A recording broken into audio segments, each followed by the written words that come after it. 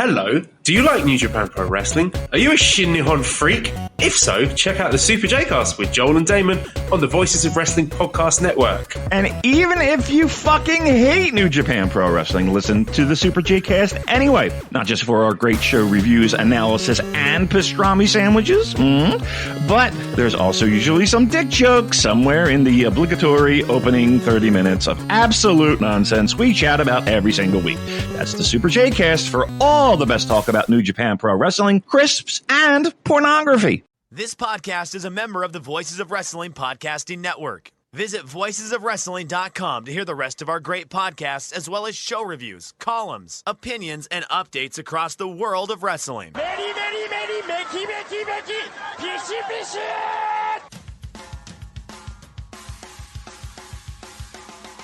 You are listening to the Flagship Podcast with your hosts, Joe Lanza. The fucking sun sucks. I don't know what you people see in the sun. I don't know how you people do the sun. It's just the dirt worst. I want nothing to do with it. I'd be content never going out in the sun again. And Rich Crage. It's the dumbest show. I cannot believe these people. Some people pay us $10 to listen to the show live. This is what we give them for 45 minutes. Been doing this for 10 years. Why? We're bigger than ever. More people listen to us than ever. Why? And we are live on the Flagship Podcast. I am Rich. He is Joe. Joe, I played that intro there. We laughed about how stupid our show is and how people, more people listen to us than ever. I do find it funny that we were saying for 10 years, when that clip emanated and began, it was 10 years of this fucking show. Now we're quickly approaching, 15? 20. Yeah. We're getting, I guess we passed 15. We're on our way to 20. Nah, I think, no, we didn't get to 15 yet. No, this February will be 15. Yes, this February will be 15. Do we have to do something? Do we have to throw a party? No. Yeah. Round number. We'll do like zeros. I don't want to do a 15. That's not. Yeah, no, I don't. 15. Good. I didn't really want to. Just to know you seem like a man who loves parties, so I don't want to. Big party guy. Yeah. Yeah. Right. So I don't want to. You're like, oh, I'm really disappointed. Yeah, I want a big celebration. Yeah. I don't know. 15. Do something for 15. We did 100 episodes, which was a work. We didn't really know whether that was 100 episodes or not. And then we did 10. I don't know. I think you got to wait for 20. Yeah, we may have done 5, but I don't even. That's. We didn't do 5. We did 100 episodes. Is what we did. 100 episodes, 10 years, and then okay, yeah, okay. We did 100 episodes, 10 years. We didn't do 5, and then I don't know, 15. How many times can you pat yourself on the back? I mean, several. That's a lot. I'm a humble man. I don't like you are. patting Yeah, myself you don't on like the to back. throw things around and celebrate yourself or none of that stuff. So no, we won't be doing that. So wait for 20. Maybe we'll wait see for 25. No, the 20 sounds fine. If we did 10, we should do 20. Yeah, should definitely do 20. Get ready for 1,000. We probably have already passed 1,000. I don't even know. I don't number these episodes. I never did. From day one, I never numbered the episodes. That's why we knew the 100 was a work. It was just you being like, we're probably near 100. Let's just do it. So we just did it. It worked. It was a good one of our highest listened to shows at that time. People love the 100 episode gimmick. Yeah, call-ins. Yatsume called, like all that fun stuff. But then, we worked it completely. We had no idea. We just kind of roughly assumed that we had been doing the show for X amount of months. 4 times a month. It's probably near 100. So whatever. It was a total work as a marketing ploy, is what it was. And we haven't done it. We couldn't have done 1,000 because even if it was 15 years, which it hasn't been yet, and even if we went every single week, which we haven't done, that would be 780. Yeah. Okay. A little back of the envelope math, 15 times 52, right? That'd be tough to work. Yeah, that'd be wrestling math to work that much. I'm trying to get you to do math live in your head. No, 52 please times don't. 15. Don't do that. 780. It's 780. I'm almost positive. Yeah, 780.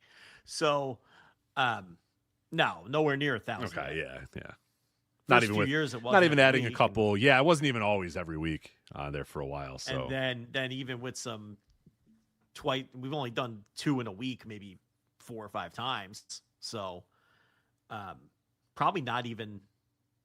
Well, maybe 700. Probably around 700, something like that. Yeah. All right. Well, that's terrifying. Terrifying thought. Think about that. Think about me.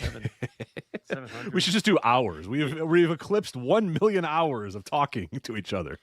Well, I mean, then you have to do all the non-flagship. I mean, it's 700 shows times a straight 3 hours, and really, it's well over a 3 hour average because a lot of the early shows were like 4 hours, 5 hours. So let's do 700 shows times 3.5 hour average. That's about 2,500 hours alone. And then you have your instant reactions, your instant reaction lives, your other, wacky Deep paywall dives, shows, and deep stuff. dives and everything else. So you're probably looking Hall at of over Fame season, for God's sake. Hall of Fame season. Oh my God. So you're looking easy 3,000 hours. That's probably a low estimate. So that's 125 days of audio. That's probably a low estimate though to 3,000. I would think it'd probably be higher than that. Mm-hmm. If you factor in the solo audio, I mean, forget it. I mean, now you're, so yeah, it's a lot of hours, a lot of hours of talking. So,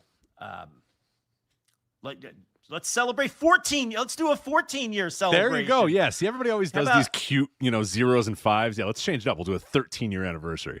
How about 14-year celebration 4 months after the fact? right. To just make it make no sense whatsoever. That works. But look at all the life changes in those 14 years. I know. Too. Just it's absolutely insane. Yeah. So fucking wives enter the scene, children enter the scene, bunch of dead pets, all kinds of shit going on. Dead over pets, dead parents. 14 years. Wives. Yeah. Baby, unbelievable. Acquired children along the way. Yeah, two more Rams Super Bowls, one victory.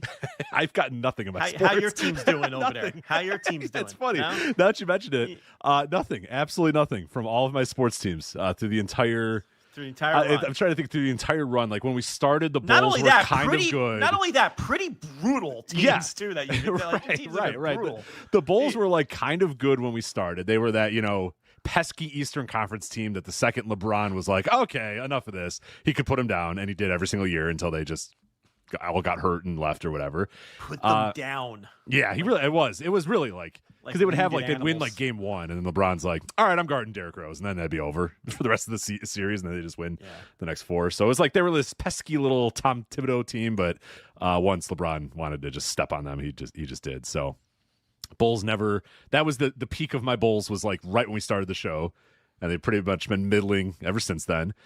My White Sox had a little run there, but not much to really write home about. I don't even think they won a playoff series. I think they won a couple games in a playoff series, and that's about it. And then that Tony La Russa said that's enough of that, and that was that, and that was that. Yes.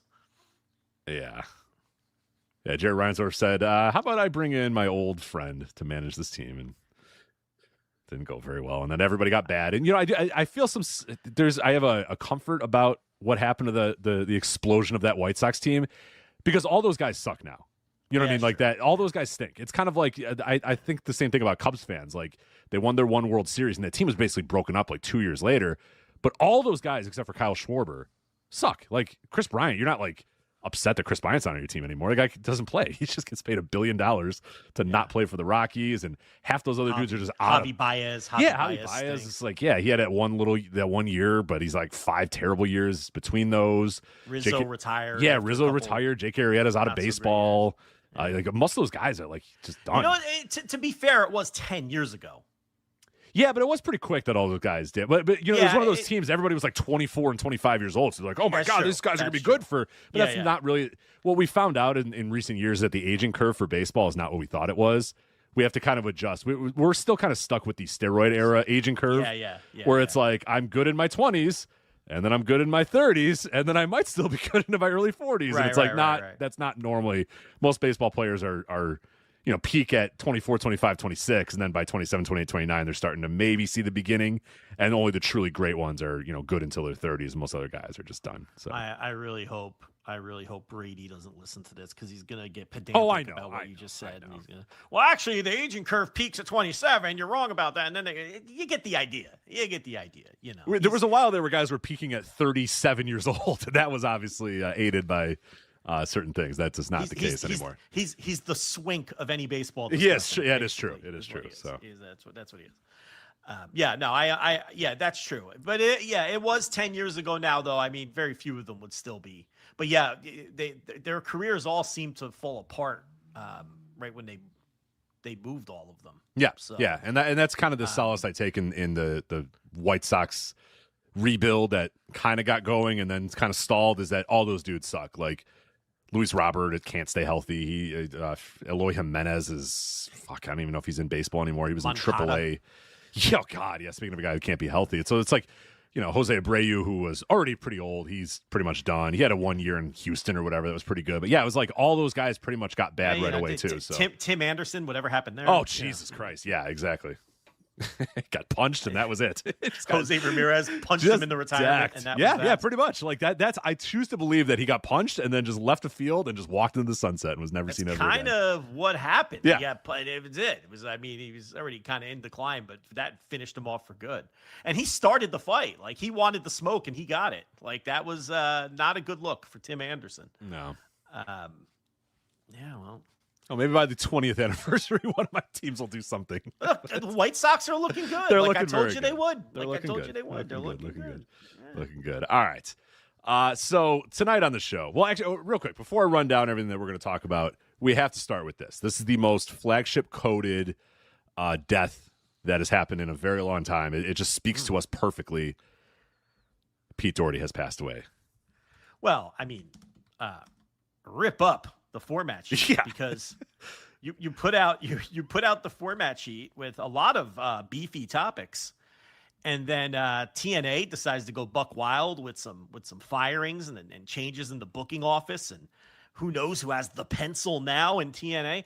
And then the Duke of Dorchester, Pete Doherty, passes away. So yeah, someone said, I know what the flagship's going to start off with. And I was like, it just might be 3 hours about the Duke of Dorchester. Now pump the brakes. I don't know if I could do 3 hours on the Duke of Dorchester. Well, now, we have special guests. We have everybody we know from Massachusetts will be joining us to give their thoughts on the Duke of Dorchester. That's a lot of Andrew Rich, welcome to the show. Yeah, what are your thoughts? Well, he does Joe Gagney. We got to call Joe Gagney. Jesse Collins. Yeah, right. We have so many Massachusetts folks that ridiculous. I'm sure have run-ins. Well, I do know Andrew Rich does have a story to share.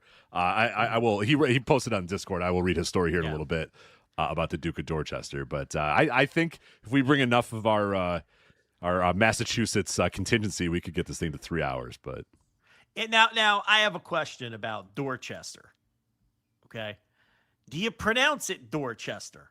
Because there's cities in Massachusetts that are spelled one way, like Worcester is Worcester or something like that, right? Like Worcester, Mass. Yeah. What's up with Worcester? And Worcester, Mass. Is this Dorchester?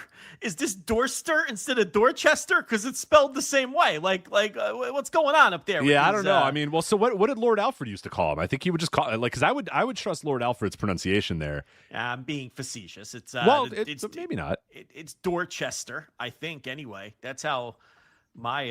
You think a pronunciation is not going to come with any sort of pushback at all?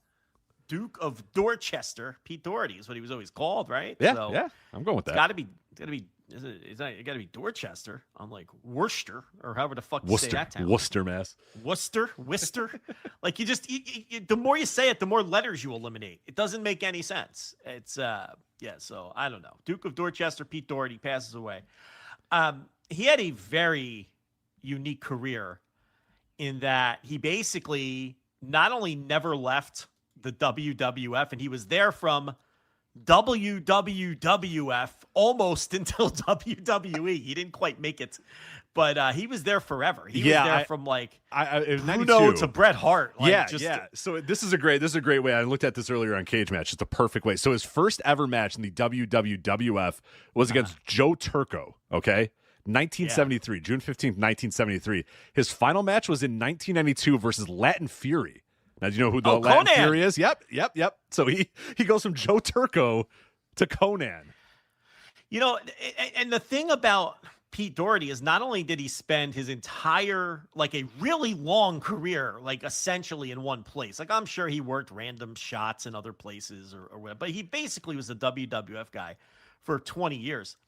not only that, but he never left like New England. Like he only worked in New England shows. It's like in Providence and Boston and yes. but never like Worcester. He was in Worcester. Yeah. I'm sure fucking Springfield, Springfield, Massachusetts, Bangor. Maybe he was in Bangor, Maine, or whatever. Go to Maine. But like, if you look this up, like he because when he started with the company, obviously it was the Northeastern Territory, and their territory was New York and some states in New England and obviously Philadelphia and down to Baltimore. And then when they went national, he was still with them and he worked all the time. He worked all the TVs and he worked all of the big house shows, but never outside of New England. Like he just stayed in New England and worked MSG now and then. That was it. It's so funny that even after expansion, he was like, nah, fuck that. I'm not getting on airplanes. What are you talking about? And they were fine with that. He was one of the guys that Vincent K. McMahon kept. He's one of the unspoken ones that worked for his dad, that he just gave a job basically for life. You know, everybody talks about Freddie Blassie, and they talk about, all these other guys that he promised those jobs. Well, he never got rid of Pete Doherty either. And Pete he's just a prelim wrestler. He was a TV jobber and a prelim wrestler. He would lose the openers on the house shows. And because of his unique voice, he gave him a shot as a television commentator, which didn't go great. I mean, it was great entertainment. Yes. To have him, he never made the syndicated shows or pay-per-views or anything like that as a television announcer or as a wrestler for that matter. But they gave him a shot on like the televised house shows. The televised house shows, they gave him a shot as a commentator for a while. Colorful guy with the distinctive voice and accent and all of that. Total, Massachusetts, Boston dude.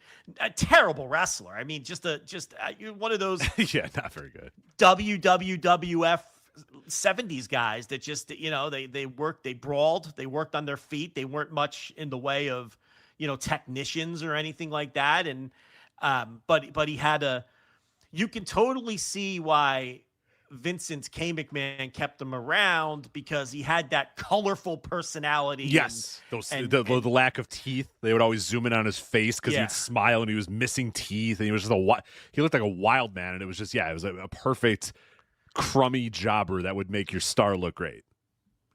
That's exactly it. But one of those, one of those name jobbers that they had a lot of those guys. You had Rene Goulet, you had Johnny Rods, you had a little later on, Steve Lombardi. He was that level of jobber. He was a familiar television jobber, which every territory had their group of familiar territory jobbers, but WWF certainly had their crew of guys, SD Jones, people like that. He was on that level where they'd bring him basically to every TV. And he was one of those guys, like all the guys I just named, who they would also bring on the road. Except in his case, he wouldn't leave New England. Right, I'll be on the road as long as that road is New England. He wouldn't go south of MSG, basically. I mean, the guy just worked the New England shows. He worked the Garden. In fact, he worked one of, when the Freebirds had their brief run in '84, he was one of the three opponents when they worked their lone Madison Square Garden shot. So, that might be his most famous match in 20 years, honestly, that match against the Freebirds, which I couldn't find today. Like the Freebirds have like 6 WWF matches on tape. They had two from the TV taping in Poughkeepsie. I want to say it was Poughkeepsie. I think they were done with Allentown by then, because this would have been, close. I think it was Poughkeepsie, if you want to look that up. And then they had a match in Philly, and then they had a match in MSG, and I think they had one or two other matches. They only had 5 or 6 matches make tape, and the one in MSG was Pete Doherty was one of the 3 opponents. It was Pete Doherty, it was Butcher Vachon, and the third guy was you're probably looking at it. Yeah, I'm looking at it right now. You want to give up? Yeah. Ron Shaw. I don't know if you were going to get to Ron Shaw. That's the one I probably want. Yeah. Yeah. So here's their entire run in terms. Let's do televised, because we're looking at televised shows here, broadcast shows for them. You got Philadelphia. Yeah, Philadelphia Spectrum, Freebirds versus Charlie Fulton, Rene Goulet, and Ron Shaw.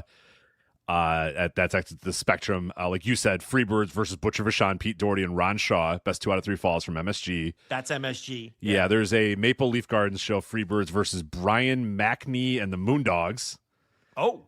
Then there's a Mid-Hudson Civic Center, Poughkeepsie. There's a double taping here, and this is it for them.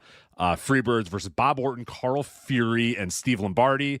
And then one more against Aldo Marino, Iron Mike Sharp, and Rusty Brooks. And then that's it. That Aldo Marino, Iron Mike Sharp, Rusty Brooks team is right up my alley. Holy shit.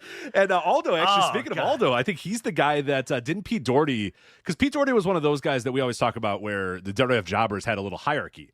And if you were a name jobber, you would sometimes beat the underneath jobbers. And I want to say that Pete Doherty had like a 200-match win streak where he or something. It wasn't that long, but a bunch, like 30-match win streak over Aldo Marino. Like they would do the loop and they would open a show with Aldo Marino, and he'd always beat Aldo Marino. That put him on like a little higher level than that. I love Aldo Marino, Mike Sharp, and Rusty Brooks. I mean, that's such a great team. A 1984 distilled in the best way possible. That trio right there. That's a great trio. So you're right. What you would have is that basically that group of jobbers I named before was the level of guy who would always lose on TV to the pushed wrestlers, but would go on the road, right? And then what you're saying on the road, if that level of guy would face a lower level, they would beat the lower level of jobber. They would get respect and win those matches sometimes, and they would beat each other. And there was actually a little hierarchy amongst each other, too. Like, S.D. Jones was the baby face of those guys, and he would always beat, like, the Pete Dohertys, and he would beat the Rene Goulets, but S.D. Jones would always lose when he would face anyone that was, like, a lower mid-carder or higher. You know what I mean? So, yeah, Pete Doherty, if he was going to beat anyone, it would have to be someone who was just, like, a straight-up TV jobber. In fact, and a lot of times those guys would have draws against each other. They would open up the house shows and you would be treated to like a Pete Doherty versus Rene Goulet 20-minute draw. And, which sounds horrendous, but with like nostalgia glasses and watching that shit now, like I love those matches. Like in real time, I hated those matches. Now when I go back and watch like old primetime wrestlings and you get that kind of match on there where you get like Jose Luis Rivera against, SD Jones or something, I'm like rubbing my hands together and scooting up in my seat. I'm like, oh, this is going to be great, right? But when I was a kid, I was like, oh, fuck this. Like, this is terrible. I'm going to fall asleep. I have school tomorrow. I never make it through primetime, and I have to sit here and watch SD Jones versus Jose Luis Rivera. This is the shits. But now I get into those kind of matches. But yeah, if you look at Pete Doherty, especially in that mid-'80s era after Vince took over, and you look at the people that he beat, it's probably, it's probably no one even on his level. It would only be guys below his level, and then maybe even a lot of time limit draws. Yeah, it's so I was double checking. It shows that he worked Pete Doherty, and I don't even know if this is actually correct. It shows that he worked one match for Georgia Championship Wrestling. Let me get the exact throughout his entire career. So this is all that Cage Match has. Now, I'm not saying this is actually what it is, but this is what Cage Match has. They have one match in Georgia Championship Wrestling at the Bell Auditorium in Augusta, Georgia. Rick McGraw versus Pete Doherty. That's in July of 1978.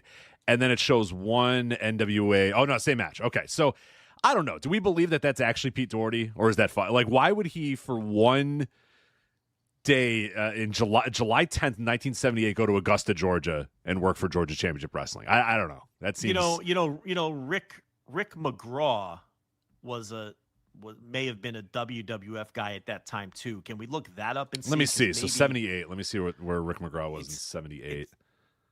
It's always possible that let's take a look at So this. he was a Georgia. No, Rick McGraw was a Georgia guy at that time. He was a Georgia guy. Yeah. All right. Yeah.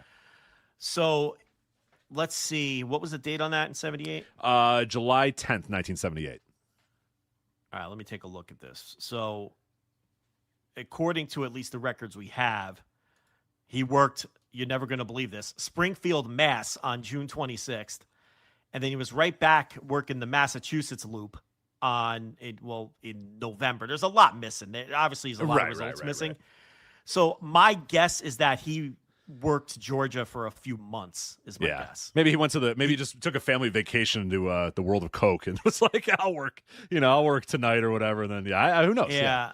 My guess is he worked Georgia for 3 or 4 months because there's 3 or 4 months missing from his results. Okay. In between that match and when he returns to, you guessed it, Massachusetts to work WWF. Let me see if Internet Wrestling Database has anything different here real quick before we move on. Because that is fascinating to see that. I just can't believe that a guy would just only ever work. I mean, right? Isn't that like kind of crazy that he would only work one match? It's highly doubtful. Yeah, he probably he probably worked the whole summer there, is what I'm guessing. Which again is strange though, because he never worked anywhere else. Otherwise. Right. I mean, so and he's not the level of guy where they would have done like a talent exchange or anything like that. He's just a job guy. Yeah, exactly. Hey, we got a young whippersnapper here named Pete Doherty. You guys want to borrow him for a couple months? Who was booked? Yeah, I don't know this. We would need like Chris Zellner for this, but who was booking Georgia in 1978? Because that could be your answer too. Right. If it was someone that he was tight with, who called up Vince Sr. and said, hey, look, I'm short some prelim guys for the next couple of months. Can you send me someone? It could be someone who had a relationship with Vince. It could be someone who had a relationship with Doherty. And my guess is that because there's no other results between July and November, he was probably in Georgia that whole time. But I don't know. Did you get anything on the other side? Yeah, I tried to buy you some time. Internet Wrestling Database isn't loading for me. I'm having some trouble getting it loaded, so I'll check again. But I'm sure someone maybe after the show we'll be able to dig in a little bit more on that. But. I mean, I'm even looking at 1978, and it's the same deal. Even in 1978, he was working with the other guys, like that era's level of guy that we're talking about. Baron Mikhail Cicluna, Johnny Rods. He's working with all of those guys. He worked in that company for decades and was always in the same exact spot. Never moved from that spot. Even look, he's working with even when he was working as the Golden Terror and kind of getting a semblance of a push, who was he in there with? Jose Estrada, Steve King, all those guys on that prelim level. He never won a title. He has to be, I was thinking about this today too. He's got to be one of the longest standing WWF wrestlers, or really longest standing wrestlers, period, in any territory in the United States to be in one place that long and never win a title. I mean, he never sniffed a title, not even close. Like, he was never pushed. I mean, the Golden Terror got a little bit of a push for a while there, harder than he was ever pushed as Pete Doherty. Yeah. I mean, that was that's his mask sure. gimmick. For people that don't know about the Golden Terror, that he donned a mask for a little bit. And who was his manager for those? Was it? I'm sure it was.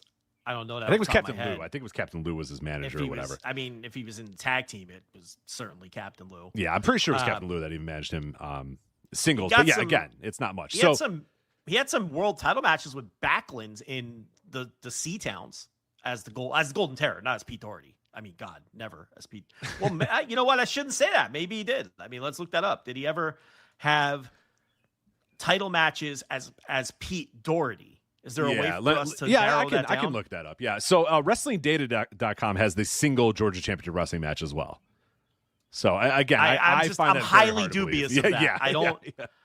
It doesn't make any sense. I don't buy it. I don't buy it. Yeah. Let me see title matches as Pete Doherty. I can do that. Give me 1 minute, because that'd be fun to see. All right, world title. Yeah. Okay. He had a couple here. Okay. Oh, so he had both. So he had one in April 19th, 1978, Concord, New Hampshire, of course. Bob Backlund. That's as the Golden Terror. That's as the Golden Terror. Yeah. And then he does at the high school gym in Torrington, Connecticut. May 15th, 1983. Bob Backlund defeats Pete Doherty. Let's go. I got to see the gym. rest of that card. Okay. What's the date on that? May 15th, 1983. That has to be fucking brutal. The high school gym. Oh, God. I can't wait to. I'm not going to spoil it for you. I want you to wait to see it. It is awful. It's exactly the card that you would assume, like the worst possible card you could put together of 1983 WWF. It's high school. Holy shit. I love how it's just the arena is high school gym. In Torrington, Connecticut high school. I mean, that's not even a C town. That's a that's a D town if there's such a thing. And that would explain why he got the title shot. Look at this fucking card. So Johnny Rodz versus Barry Hart, which of course is Barry Horowitz, a very young Barry Horowitz. By far the best worker on the show, I'd say. Or I guess Backlund. Well, but, Backlund. yeah. Backlund. SD Jones versus Baron Mikel Cicluna. Johnny Rodz doing double duty against Pete Sanchez. Oh my God. That Johnny Rodz is there like, all right, folks, it's Johnny Rodz. You just saw him a match ago. Well, you're seeing him again. There's 6 guys there. There's like no one on the card.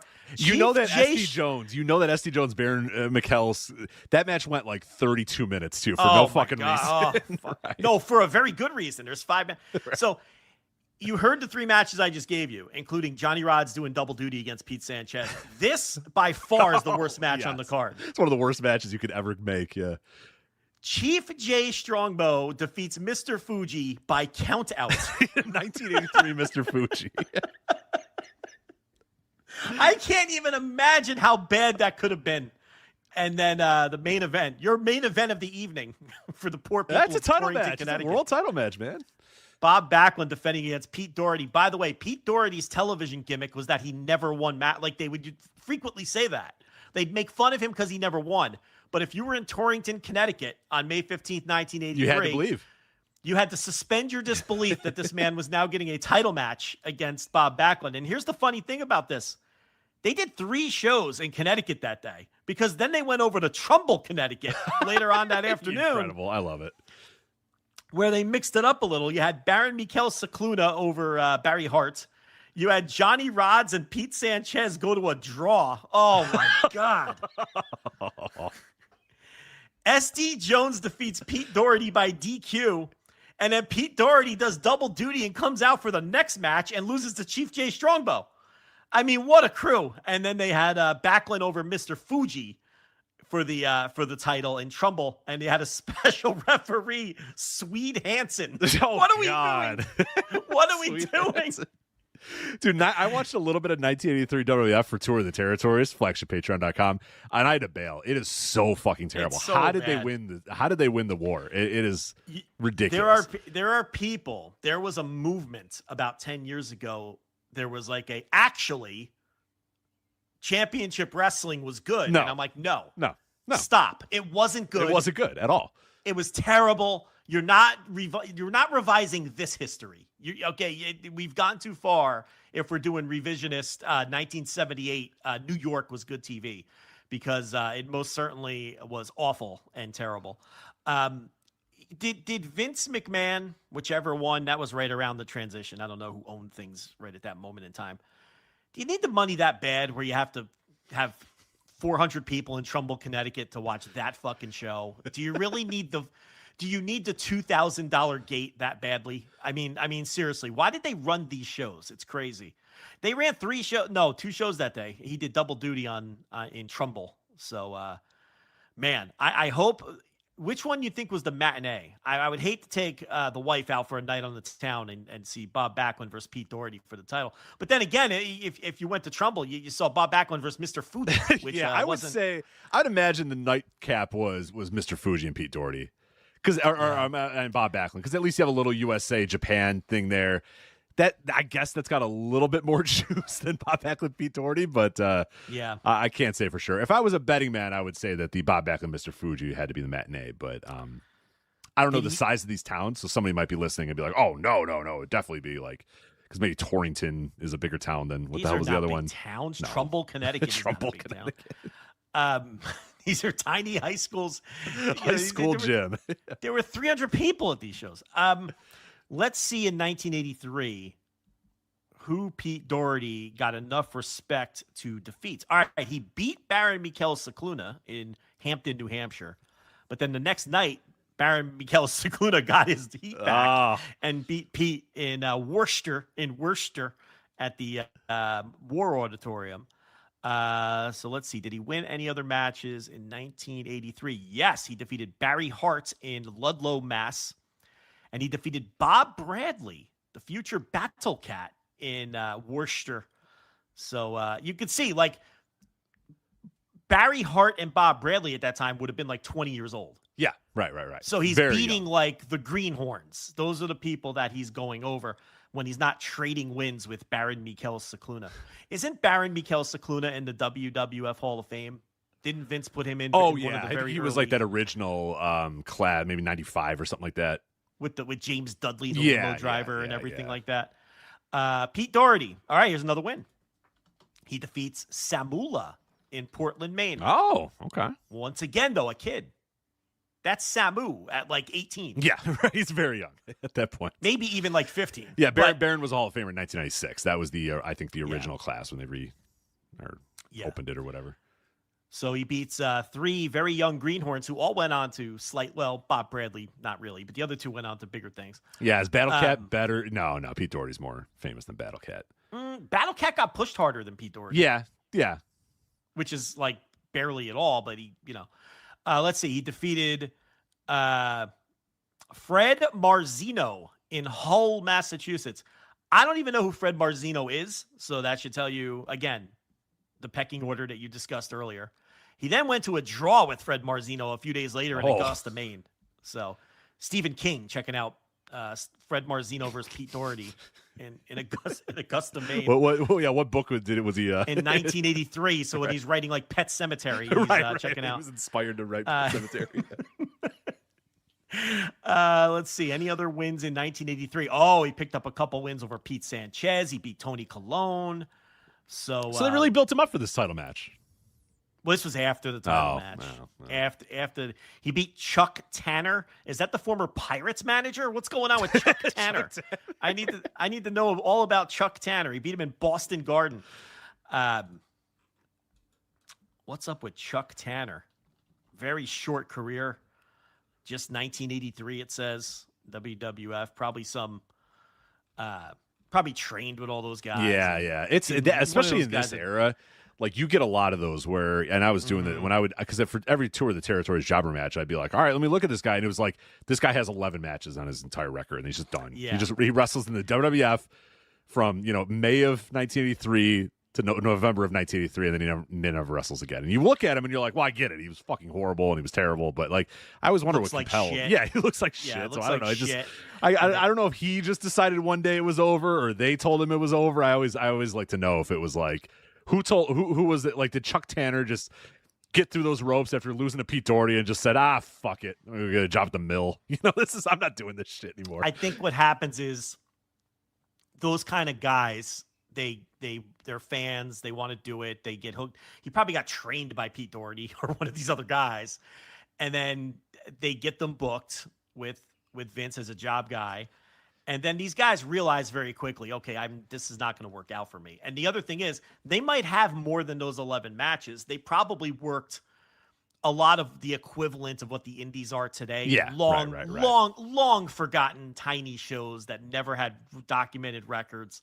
And they may have done that for a few years. And then they just slowly disappear. Because when you watch the old Jim Crockett shows from this same era, you see these pasty, shitty jobbers so skinny and white and that's like Ole or whoever's booking, just bringing in guys that like they are currently training or who they trust someone in the locker room who's training guys who are working indie shows of the day that no one remembers anymore because no one bothered to keep track of them or talk or write about them and they didn't make the magazines. So it's like you'll see these guys, they're like one and done. They work one TV match ever. Well, that's not the only match they worked. They were probably just working tiny fucking shows somewhere in the the middle of fucking Georgia, and they got their one big break to do a 8-second squash with Magnum TA, and that was it. That was their 8 seconds of TV time that they ever got in their lives. So every region had those guys, and somebody like Chuck Tanner is probably Dominic DiNucci probably trained that guy and said, hey, Vince, I got the new guy for you, and he fucking, and good kid. Yeah, he shows up. He looks like shit. Terrible gear. Looks fucking awful. Can't do anything. And can't work. Right. Sometimes you're Mick Foley and Shane Douglas, and then sometimes you're Chuck Tanner, right. And you just fade off into fucking nowhere. I mean, that's what these guys are. So, 84. That's right, people. Settle in. I'm going through every fucking year. You didn't think we could go 3 hours on Pete Doherty. Let's remember some 1983/84 guys. Let's go. I'm curious who they let him go over. You know, I see he lost to Eddie Gilbert in Boston Garden on February 11th. Eddie was. They treated Eddie quite well there. In he WWF. got a little push, and he did the broken neck angle, and then he, but early 84, it is right before Gilbert left. Pete Doherty defeats Mr. X in Taunton, Massachusetts at the Taunton Fieldhouse. Do you know who Mr. X is, Richard? Out loud? That I don't know who Mr. X is. Danny Davis. Oh, okay. Danny Davis, the evil referee, Danny Davis, who actually had some pretty good matches as Mr. X. He has a really good match against Lanny Poffo, I want to say, in 1986 in, I forget the city, but it's all over YouTube. Decent little worker, Danny Davis, before he did the referee gimmick, and then that turned back into a wrestler. And then back into a wrestler, yeah. So let's see. He had a draw with Rene Goulet in Coventry, Connecticut. And, of course, I'm skipping all of his losses. He loses to the likes of Jose Luis Rivera and Sal Balomo. So those other guys, he's losing to the other guys on his level. Let's see. No wins. He loses to Terry. Remember they brought in Terry Daniels for a while? Oh, yeah, Terry of course. Daniels. Yeah. A draw with Fred Marzino. He really had a nice thing going. I told you, him and Fred Marzino had a nice little run there.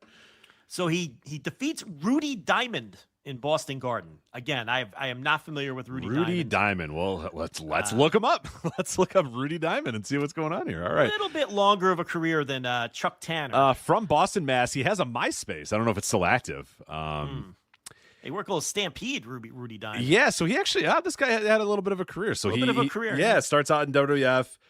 He goes to ICW in Maine. I'm not familiar with that. Savoldi's, the Savoldi's. Oh, that's right? that. Oh, yeah. Okay. Again, they may have trained Chuck Tanner. For right. One or the other. Then he does 86 Stampede, which is not really the spot you really want to be in. Goes back to the WWF for a little bit. Does a little bit of AWA and then does some stuff in Canada, and then he's basically done by 89. But longer career. He was in the King of the Ring first round matchup. King of the Ring 1986. Foxborough, Sullivan Stadium, Foxborough. Oh, yeah, that's right. The first King of the Ring. Yep, loses to Pedro Morales in that match. So in the first round, I assume. Yes. This fella. Rudy Diamond did not make it through. He did not advance. No, he did not advance. I think Pete Doherty had a King of the Ring match. I think he beat somebody, and I think he may have won his King of the Ring match. Let me. No, I think he lost to Bret Hart. Didn't he? You know what? You're right. He did lose to Bret Hart in like 90. Before it was a pay-per-view, obviously. Yeah, he was defeated in 33 seconds by Bret Hart. So yeah. Damn it. So other action for Pete. Again, that's what he had, that MSG match against the Freebirds. He lost to David Sammartino a bunch of times. So I'm looking for Pete Doherty's biggest win. Let's go to 85. That's right. We're doing every year. Pete Doherty beats Mr. X again in Providence. This man literally never left. I love it. It's great. He's in bed every night. Such a unique career from that standpoint. Hey, he did Saturday Night's Main Event. He lost to Junkyard Dog on Saturday Night's Main Event. How about that? There you he go. got a little NBC action on the first Saturday Night's Main Event. That's what I'm saying. This man's more famous than Battle Cat. He's more famous than Battle Cat. Yeah, I'm just saying, like, Battle Cat got a bigger push. Yeah, like because he got a little TV push for a while. Pete Doherty never got a TV push. 86, he loses to King Tonga. He loses to Bruno Sammartino at King in that same show, that King of the Ring show in Foxborough, non-tournament action. He loses to Bruno Sammartino. He lost to Dick Slater in Boston Garden. Rebel Dick Slater took him out. No wins, no listed wins at least for Pete Doherty in 86. He lost to CV Afi. He lost to Coco Beware, Paul Roma, who was a jobber at that now time. He's getting pretty long in the tooth, and a bunch of new guys are coming in. A bunch of new guys that are pretty good too are coming in. So no more Baron Mikel Ciclunas. He's now working with like Paul Roma. Yeah. It got real good. It got much better here in 86. So now in 87, he's just getting beat like a drum on TV. He was on TV basically every week. Jerry Allen defeats Pete Doherty by DQ in Boston Garden. He's not even beating Jerry Allen in Boston Garden anymore at this point. He did defeat Pete Doherty he defeated Lanny Poffo in Boston Garden in September of 87. So he got a little more respect when he worked Boston Garden. Do you notice that? They would put him over sometimes. Man, It had so much more life back then. It was just, I don't know. I don't want to be it used to be better guy. That's fine. I mean, look at this. That's another podcast, but it used to be better. It used to objectively be better. 88, he beats SD Jones in, guess where? Boston, Mass. Boston Garden. They respected this man in Boston Garden. The Duke of Dorchester, yeah. Listen, if you wrestled Boston Garden in Bangor, Maine, or in Madison Square Garden, you're probably going to be able to defeat him. But he had that fighting spirit when he was in Boston Garden, Rich. He was a tough out in Boston Garden. Although the next month he did lose to Akeem in Boston Garden. So well, you're not going to beat Akeem. I mean, come on, that's that was. I'm sure he gave Akeem all he could handle on that night, but that's on YouTube, and they just relentlessly beat him up in the commentary. You could tell they're like ribbon on the square. Like, I watched that. Yeah, I watched that match earlier. That's that one. Yeah, I watched that earlier. Yeah, that's the match with Akeem. 89, he's really winding down.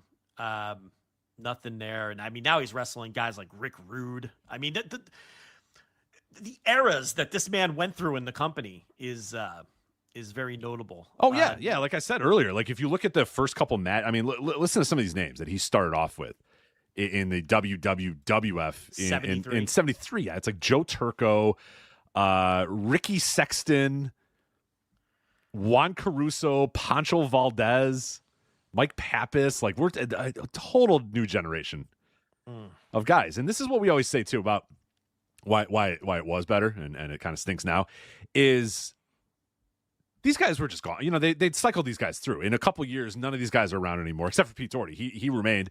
But like we just went through it there. The difference of the roster between 1984 and 1986 is insane. It's just nuts. It's night and day. It's a completely turned over roster. Whereas now it's just the same fucking people over and over and over again. And then you bring back guys from past eras too to just be the same guys over and over and over and over again, where they would never do that. They would never, like WWF would never in a million years in like 1998 bring Pete Doherty back.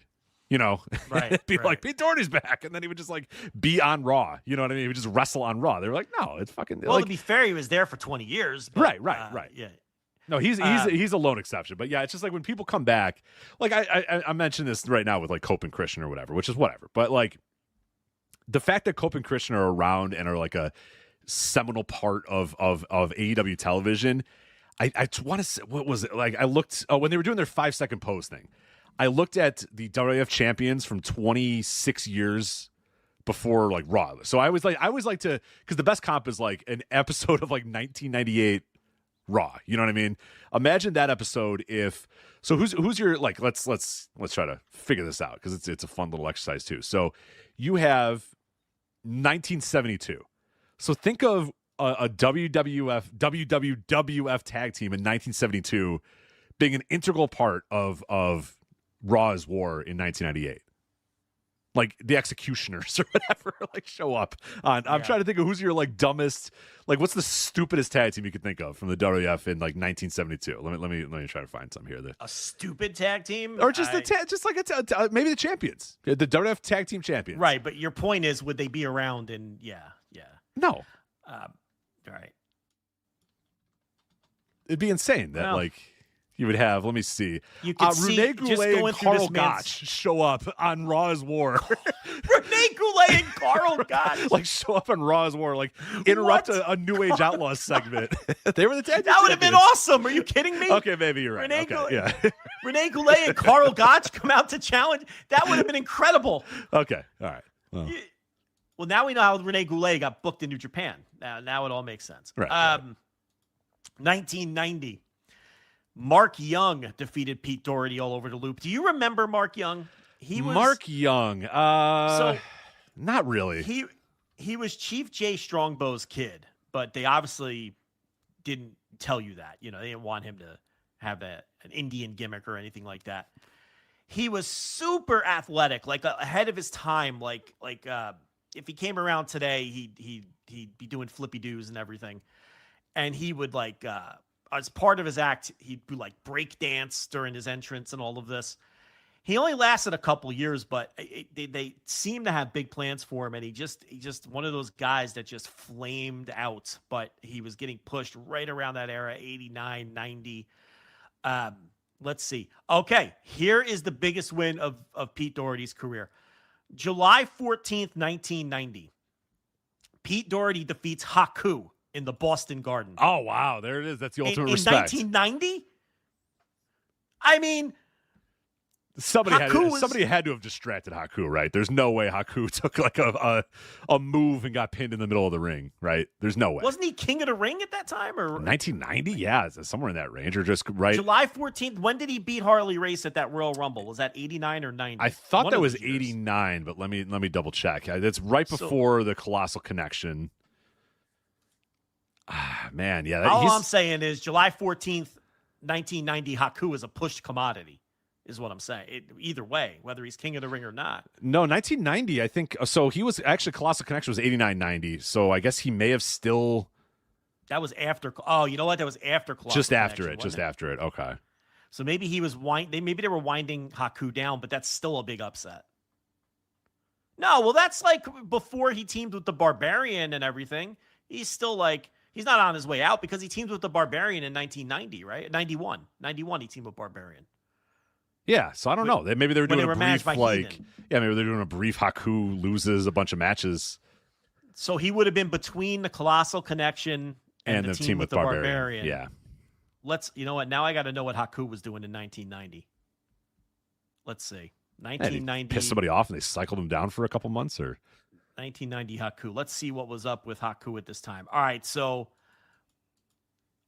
Andre was just out of the picture because they had handicap matches where the Ultimate Warrior was facing Haku and Bobby Heenan on the road. Heenan was obviously stepping in for Andre, right? So and then he was beating people like Jim Brunzell, Brady Boone, Shane Douglas on the house shows.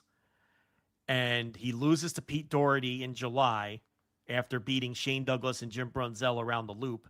In fact, I could tie this into me. My first ever wrestling show, I saw Haku defeat Jim Brunzell. That was the first wrestling match I ever saw. Meadowlands. Live and in person, or the first wrestling match ever that you saw? First wrestling match in person. Okay. Because you were watching that TV I ever saw. Before that, yeah. Oh, yeah, many years.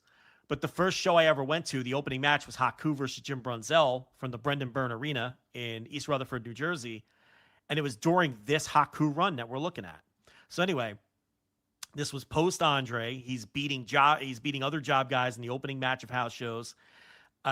He's beating Jim Brunzell. He's beating Shane Douglas. He inexplicably loses to Pete Doherty in Boston Garden. It just had to be the Boston Garden thing because he immediately goes back to beating Dustin Rhodes, Jim Brunzell, Barry O on the house shows. So they did a little gimmick in Boston Garden, and they had Pete Doherty beat Haku. How about that? That's they really protect. Yeah, they really. We've kind of found out here how much they protected Pete Doherty in Boston Garden, and then on July 4th they said, fuck it. It's the Independence Day holiday. Go out 14th. Oh, the 14th. All right. Well, we're still in the afterglow of the Independence Day holiday. Go out there, kid. Win one for the Gipper. Go out there and win your. That's wild. I have to imagine there was some sort of distraction or something going on. There's no way Pete Doherty hit his move. Rolled them up and grabbed the tights. I mean, because look, he didn't win every match in Boston Garden, but he won. That's usually where he would win when they would put him over. Right. So it's like there was sort of this weird like in-house canon when it came to Pete Doherty in Boston Garden where he probably got big pops when he was there and everything else. And then 91, he has the King of the Ring first round. So I went to History of WWF or historyofwwe.com, I should say. Okay, Pete Doherty subbing for Hillbilly Jim pinned Haku when Doherty lifted his shoulder while both men had their shoulders down following a suplex into a bridge. I love it. Classic. Yeah. That is the classic finish. Like Haku thinks he won. Yeah. Puts his hands up in the air and then the referee goes, no. He's the winner. And then the fans go, he lifted his shoulder. Right. Then he does the shoulder thing. He points to his shoulder and says up, shoulder up. Yeah. Like I'm doing it. You know what I'm doing. I'm doing it right now. He tells Haku, the shoulder up. Yeah. It's Earl Hebner or whoever being like, no, shoulders up in the air. Now that's Boston Garden. Is that on tape? That might be on tape. 1990 though, maybe not. Yeah, I don't know. Maybe I don't know. That's a little late. 1990 is a little late. Boston Garden, like 86, 87, those all made tape. 90, I don't think it did. That's a shame. I would love to see that match. I would love to see that match. And then just the announcement to the crowd that the man from Dorchester, Massachusetts, the winner of this match, Pete Doherty, as the crowd goes, yeah, I love it. God. And he was subbing for Hillbilly Jim, you said? Yes. You can't tell me it didn't used to be better. You can't tell me it didn't used to be better. So, yeah, that's Pete Doherty. Did he work? I don't even know. Did he work in the office? I couldn't find anything that said that. It feels like he should have worked in the office. I think he probably just showed up when they needed him, and then think he worked in the office. No, he probably had a normal. He strikes me as a guy who just had a normal ass job. Like I was looking at his obituary earlier today, and let me see if I can find it. And it just said he worked for. He was like an electrician. He worked at. Okay, here it is from his obituary. Let me see if I can read it here. Oh shoot, this isn't the official one. This is a site that's aping off of other. Here we go. Casper Funeral Home. There he is, Pete Doherty. Okay, so Peter was guided. Isn't it sad that there's obituary aggregators? I know, it's fucking ridiculous. It's absurd. It happened to my dad, and I was fuck, like, man? "What is this?" Like, people found my dad's thing, and they're like, "I thought you had a video," and I was like, "I do," and they're like, "Oh, I found it on the website, and there's no video," and I'm like, "Oh, Jesus, no," because this is you found it on some aggregator. It's fucking funeral sites, or obituaryexpress.com, and I'm like, "What the fuck is this shit? Like, what are we doing?" So disrespectful. God, it's ridiculous. Okay. Yeah. Pete Doherty passed away at Beth Israel Deaconess Medical Center in Boston on June 16, 2026. Right. Peter was guided by a generous spirit that touched everyone he met.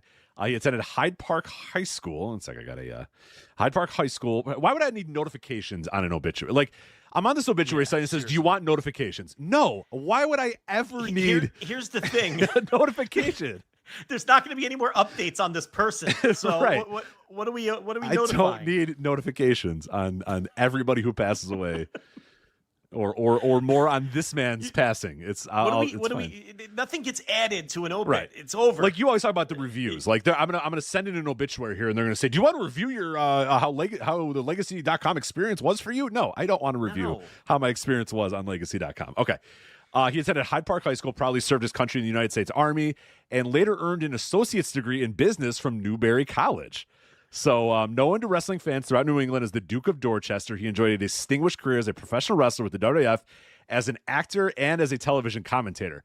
Beyond the spotlight, Peter was a skilled electrician who dedicated many years of service to General Dynamics.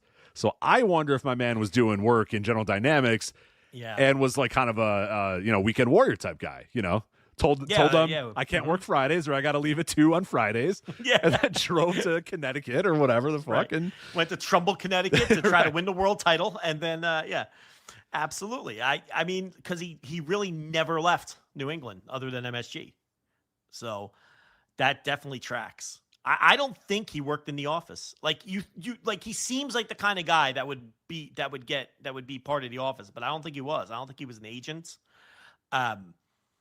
All those other guys, Rene Goulet and Tony Gurria, and all those dudes eventually were working in the office, but I don't think he ever was. I think he just was Pete Doherty, the Duke of Dorchester, working the fucking New England loop for 20 years. All right, so Andrew Rich, host of the Music of the Mat podcast, of course, on the Voice Wrestling Podcast Network, says, quick story. Back when I was a board op for an overnight talk show, and Andrew is from the New England area, in Massachusetts. So back when I was a board op for an overnight talk show, we had Pete Doherty on the phone as a guest. He was, without question, the sweariest guy I have ever had to deal with. Perry Saturn was second, so it's the wrestlers were all big swearers. I had to ride the dump button like I was flying a bomber during World War II, constantly juggling between hitting the button, at least until the dump ran out and I had to wait for it to build back up, answering phones and pressing the buttons on the board to go in and out of commercial. After it was mercifully over, I said these two magic words to the host: never again. So the host is like, let's bring on the Duke of Dorchester here. He's just like, what the fuck's going on here? Yeah. And I was watching some of his shoot interviews, and he was a sweary man. He was a man like to swear. If you're going to book the Duke of Dorchester, Pete Doherty, you have to understand that he's going to work blue. I mean, there's got to be an understanding there. You got to expect it. But that's a little rough when you're on FCC-controlled public radio. Look, seriously though, one of the great characters of that era of wrestling, and you can't The hard. Duke of Dorchester. Anybody who's watched wrestling in that era knows exactly. When you say Duke of Dorchester, they know exactly who you're talking about, and they can visualize him exactly. He's the kind of guy where if you have an uncle or a grandfather who used to watch wrestling, right, they remember him, even though he never won.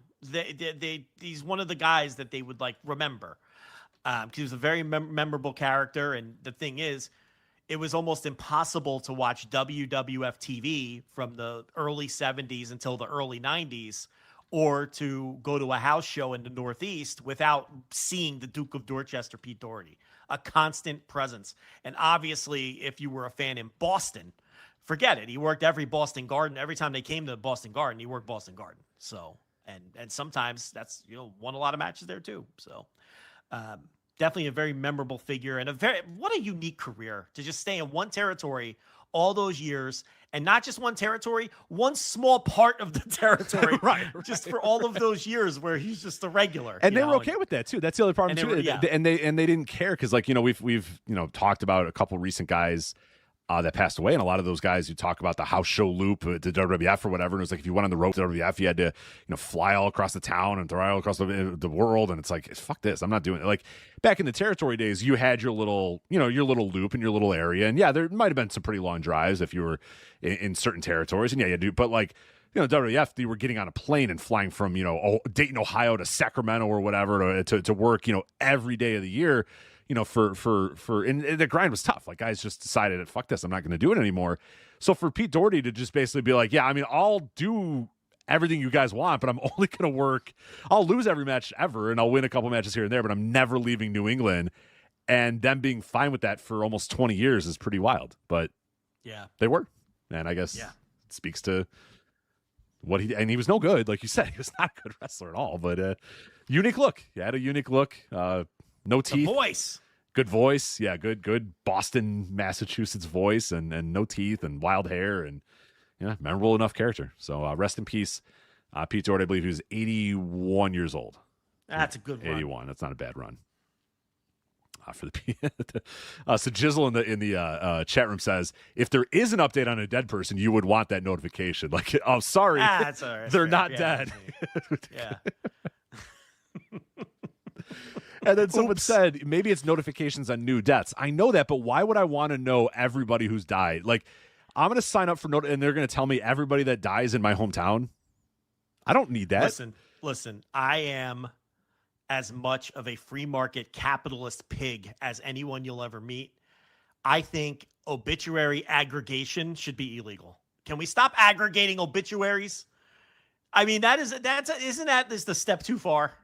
And then offering notifications. Would you like to know who dies in the town you live in? We will email you every single time somebody dies in your town or region. Like, why would I want that? Because it's true. You look up an obituary, you find out someone you knew from a previous life or something passed away. You Google it, and you do get 1,000 of those aggregation obituaries before you find the real one. Legacy.com and all these fucking sites. And because twice a year I like to look up to see which one of my teachers have died. They're almost all dead now. And you just get all these fucking obituary aggregations. It really is annoying. And I don't know what purpose, how much money are they making? I guess from me clicking them first, right? Right. Yeah. They're getting solid SEO when you're like, is Mrs. Randolph still alive? Oh, no, she's not. Like, yeah. You probably had you're in New Jersey. You didn't have any Miss Randolphs. I don't know what you had in New Jersey, but. Mrs. Valeri. Yeah, I was going to say, insert. Mr. Catenacci. Yeah, there you go. These are real teachers I had, yes. Mr. Catenacci, who famously told me that that I would be digging ditches, and he said that in front of my father, who was a literal ditch digger, and it did not go over well with Mr. Lanza. I can promise you that. I think I told that story once. Yeah, you did. Yeah, pretty recently. Yeah. My dad wasn't literally a ditch digger, but he was a laborer. Just a blue collar guy, and right there in that meeting, about my bad grades, your son's gonna be nothing but a ditch digger, a common laborer, and then my father was like, "Oh, well, that's what I do for a living, and I put food on the table." So, and then my dad stood up, and I thought it was on, fired up 5'8" hair trigger Italian from New Jersey. You think you could have taken him? You think you could have taken him? He would have beat the brakes off of Mr. Catenacci. Okay, Are you kidding me? Catenacci wasn't like the head football coach or anything. No, my old man he coached girls softball. He was a sports coach, but my old man was a fucking street guy, Italian street guy. Yeah, you're not from fucking fucking with that, Union dude. County, New Jersey. He wanted, as soon as I turned 14, he wanted to fight me every other day. Are you kidding me? Like, he wasn't. You disrespecting your mother? Get up! His pinkies would be out. He'd have the fist up. I'd be like, "No, Dad, calm down." So no, he would have destroyed Catenacci. Yeah, but yeah, right, that's good. And Had that old he man deserved strength. it. Had that old man strength. Did he have a He big? wasn't even old at that point. He was probably like. But they late looked. 30s, You probably thought he was old as hell. Yeah, he's Probably, he's yeah. younger than you right now. He's But- ripping cigs for 20 years at that point. Right. Cigarettes age so many people so much. Yeah. Not enough is made of how old cigarettes made everybody look. He's still bouncing around though. Yeah, Good for him. Good for him. Still out there, probably challenging people to fights. To this day. Reading the paper, challenging people to fights. He probably still win an arm wrestling match, I'd imagine. Absolutely reading the paper. That's Yeah. a must. New York Daily News under his arm. Yeah, I have an old ass uncle who is, at this point, he's got to be 75, 80, somewhere in that range. And his mobility is pretty terrible. And he can't really walk very much or whatever. But he used to be a Chicago police officer. And then he was a prison guard. He still gives you a handshake, man. He still fucking crushes those hands. So breaks your fucking hand with the handshake. Yeah. Still, and he's as as broken down as you could be at this point. I mean, he's not, and he used to be. I mean, he used to be a monster, and he's but still that fucking grip, that vice grip that he puts on your hand. Yeah. You're like, oh god, let it go. It's such an old guy thing. Yeah, and it's just me. I'm just a weak little, millennial, and I'm like, ow, you're hurting me. I have an office with fake walls. Stop squeezing my hand so hard. I have carpal tunnel. Please be nice to my fans. Yeah.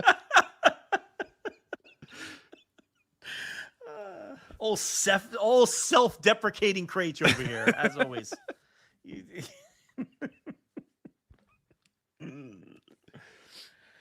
Although my dad, I was able to beat him in a wrestling match when I was about 13. I think that was a humbling for him. This is so funny because I just asked the boy today. I said, "How old do you think you'll be when you could finally kick my ass?" His answer was 30. Wow. So is he betting that you'll be so broken down by that point that he'll just by pure attrition he'll win? Yes, that was his reasoning. I'm not going to get stronger, but you're going to get weaker. He did the math. I said 30. I was expecting you to say like 18 or something, He goes, yeah, because you'll be really old when I'm 30. And I'm like, jeez. I'm like, all right, well, that was, it's decent reasoning. That's guess, decent. right? Yeah, I appreciate what he went with there. Yeah, he's like, look, I don't think I'm going to get that much stronger. So it's basically going to be, you're going to have to start falling apart here. So Dynamite just ended, and Eric says, impressive vamping. Dynamite is over. This was no vamping, sir. This was the exact. You kidding me? If we were on Thursday, this is the exact segment we would do and the exact length we would do it in. Yeah, what are you talking about? The Duke of Dorchester, Pete Doherty, just passed away. Like, we're not Who gonna else is devote going to an eulogize hour? him? Right.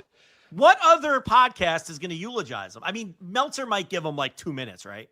Yeah, he'll give him maybe like 5-10, but then he'll like trail off into something else. He'll because what'll happen with that Dave-O bit is he'll start talking about 1973 WWF or whatever, and then he'll start talking about Bruno, and then it'll just be like a Bruno segment, and then he'll be like, yeah, so Pete Doherty, and then Brian Alvarez will go, well, we wish the best to Pete Doherty's friends and family, Yeah, you think Brian's going to go year by year to see where Pete Doherty was in the jobber pecking order? No. You think you're going to get that?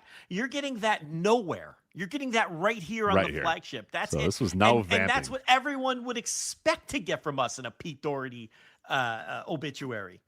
We don't aggregate our obituaries here. Are you kidding me? And this one's right in our wheelhouse. This was like, come on. Yeah, I think it was Ash Jinkum, who's a longtime listener, said, oh, this is the most flagship-coded death in a long time. And I was like, oh, you're right, it is. Like, I really had a thought. I was like, wow, I don't know if we're going to get to, like, all of New Japan. Are we going to get to all of New Japan? I don't know. We'll try, but it might be tough to. Will AEW just fall off the run sheet because Pete Doherty died? Probably, yeah. Oh, God. While other podcasts are gaming their quarter hours like they're Tony Khan, we're doing an hour 15 on Pete Doherty. That's what we're doing. Can't beat it. We got the confidence to do that. Yeah. Confidence. And we keep growing. More people listen than ever. So Yeah, who's the one who pats himself on the back around here? It's you more than me. I mean, you never stop. It's unbelievable.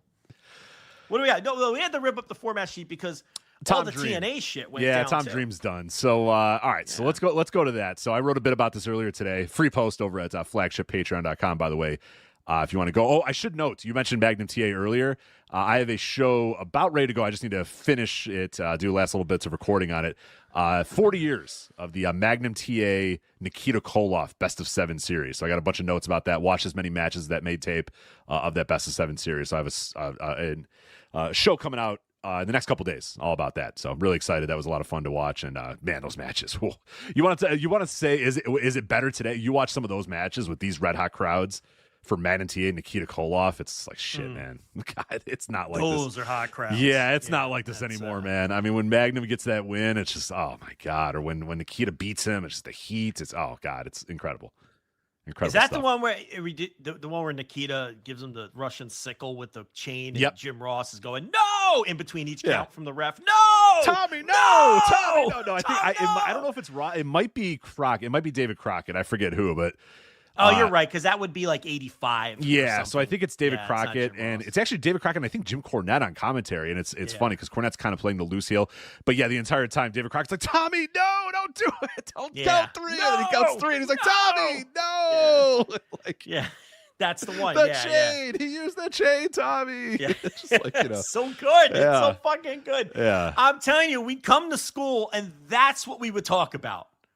Not fucking Hogan dropping the leg on Bundy on some fucking hokey MSG. Like, we talk about, that's the shit that captured our imagination at the fucking bus stop before school when they were really humming on TBS at that time. That shit was so fucking good. Yeah, just putting massive amounts of people, these Great American Bash tours, running 30 shows in a month or whatever, and just putting 18,000 people in all these fucking stadiums. Yeah, it's incredible. Yeah, but the bad guys always winning. Yeah, God damn it. All right. Yeah.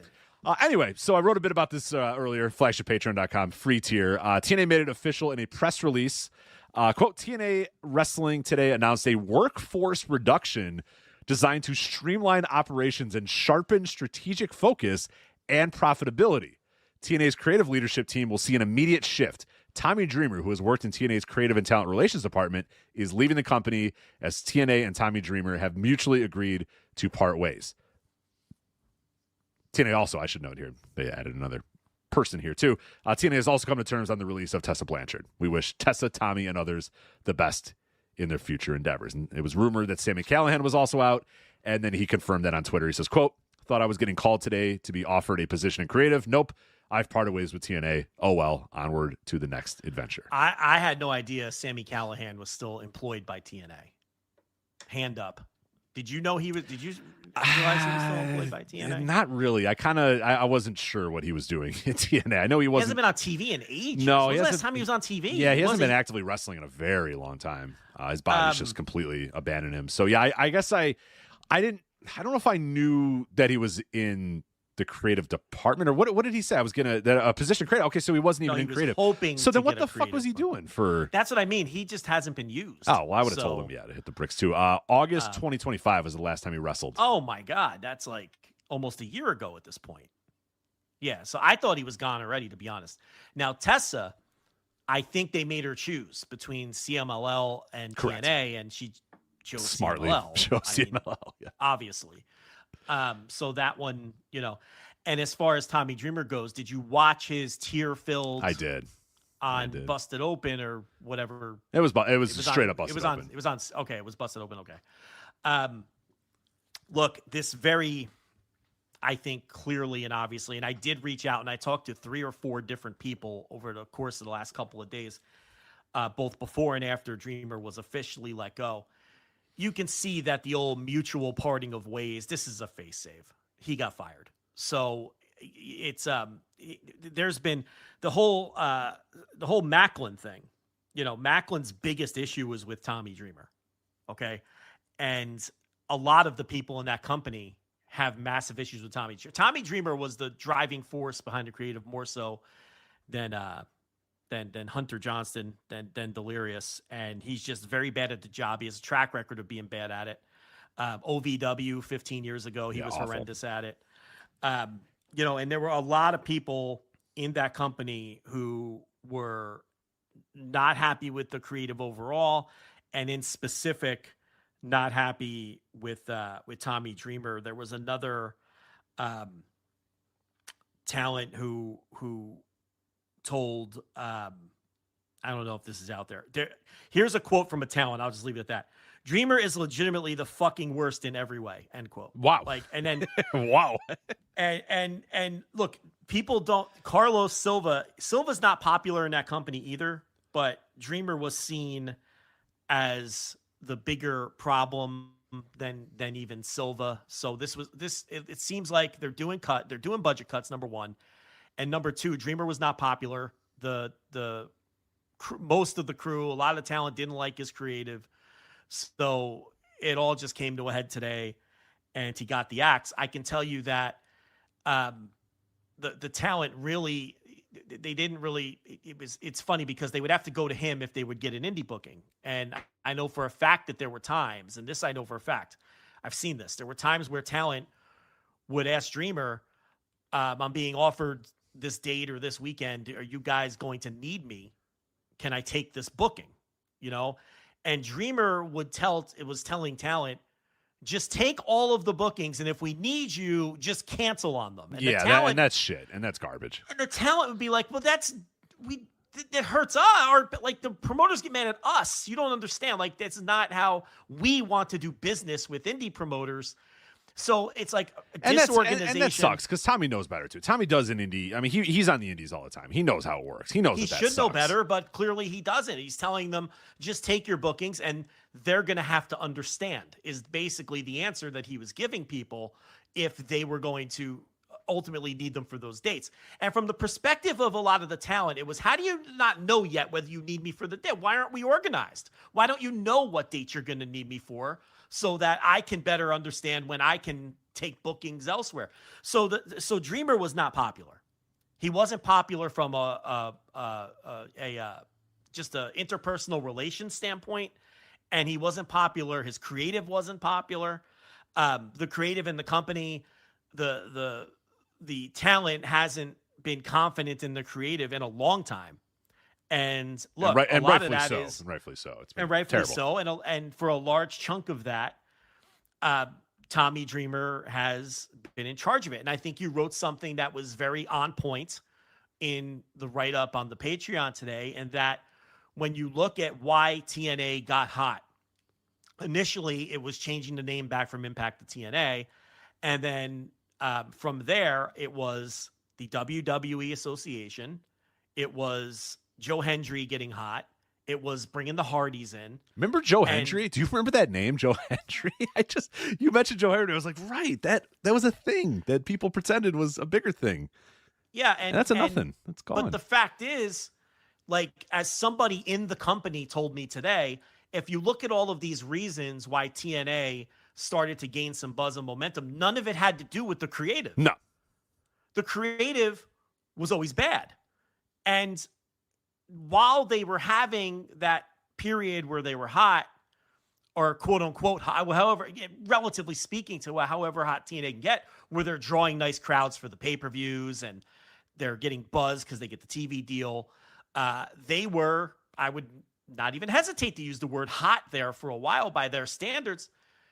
That period wasn't taken advantage of. They didn't make any new stars during that period. And what's the booker's job? Draw money and create new stars. A booker has two jobs. Okay? Draw money, find ways for the company to make money, and constantly make new stars. That's something I talk about all the time. Those are the two primary jobs of a booker or a creative team or anything else. And then a distant third are things like have entertaining shows, because you can make money and make new stars without ever having entertaining shows. Now, that's not saying that those things don't matter at all, but they're not as important. No, of course not. In the actual business, it's maybe more important for us as reviewers or whatever. Right. But your job as a wrestling booker is to draw money and have a new wave of wrestlers ready to go and make new stars. Yeah, for sure. So the company was drawing more money than they had been in a long time, but none of it had to do with anything that was being done with creative, and they weren't making any new stars. Okay? Mike Santana means nothing. There's no one. What do we talk about all the time with Impact? I'm not picking on Mike Santana specifically. He's just, was the champion or whatever. But what do we talk about every time we talk about Impact? They have no stars. No. The Hardys are their only stars, and the Hardys are 50 years old.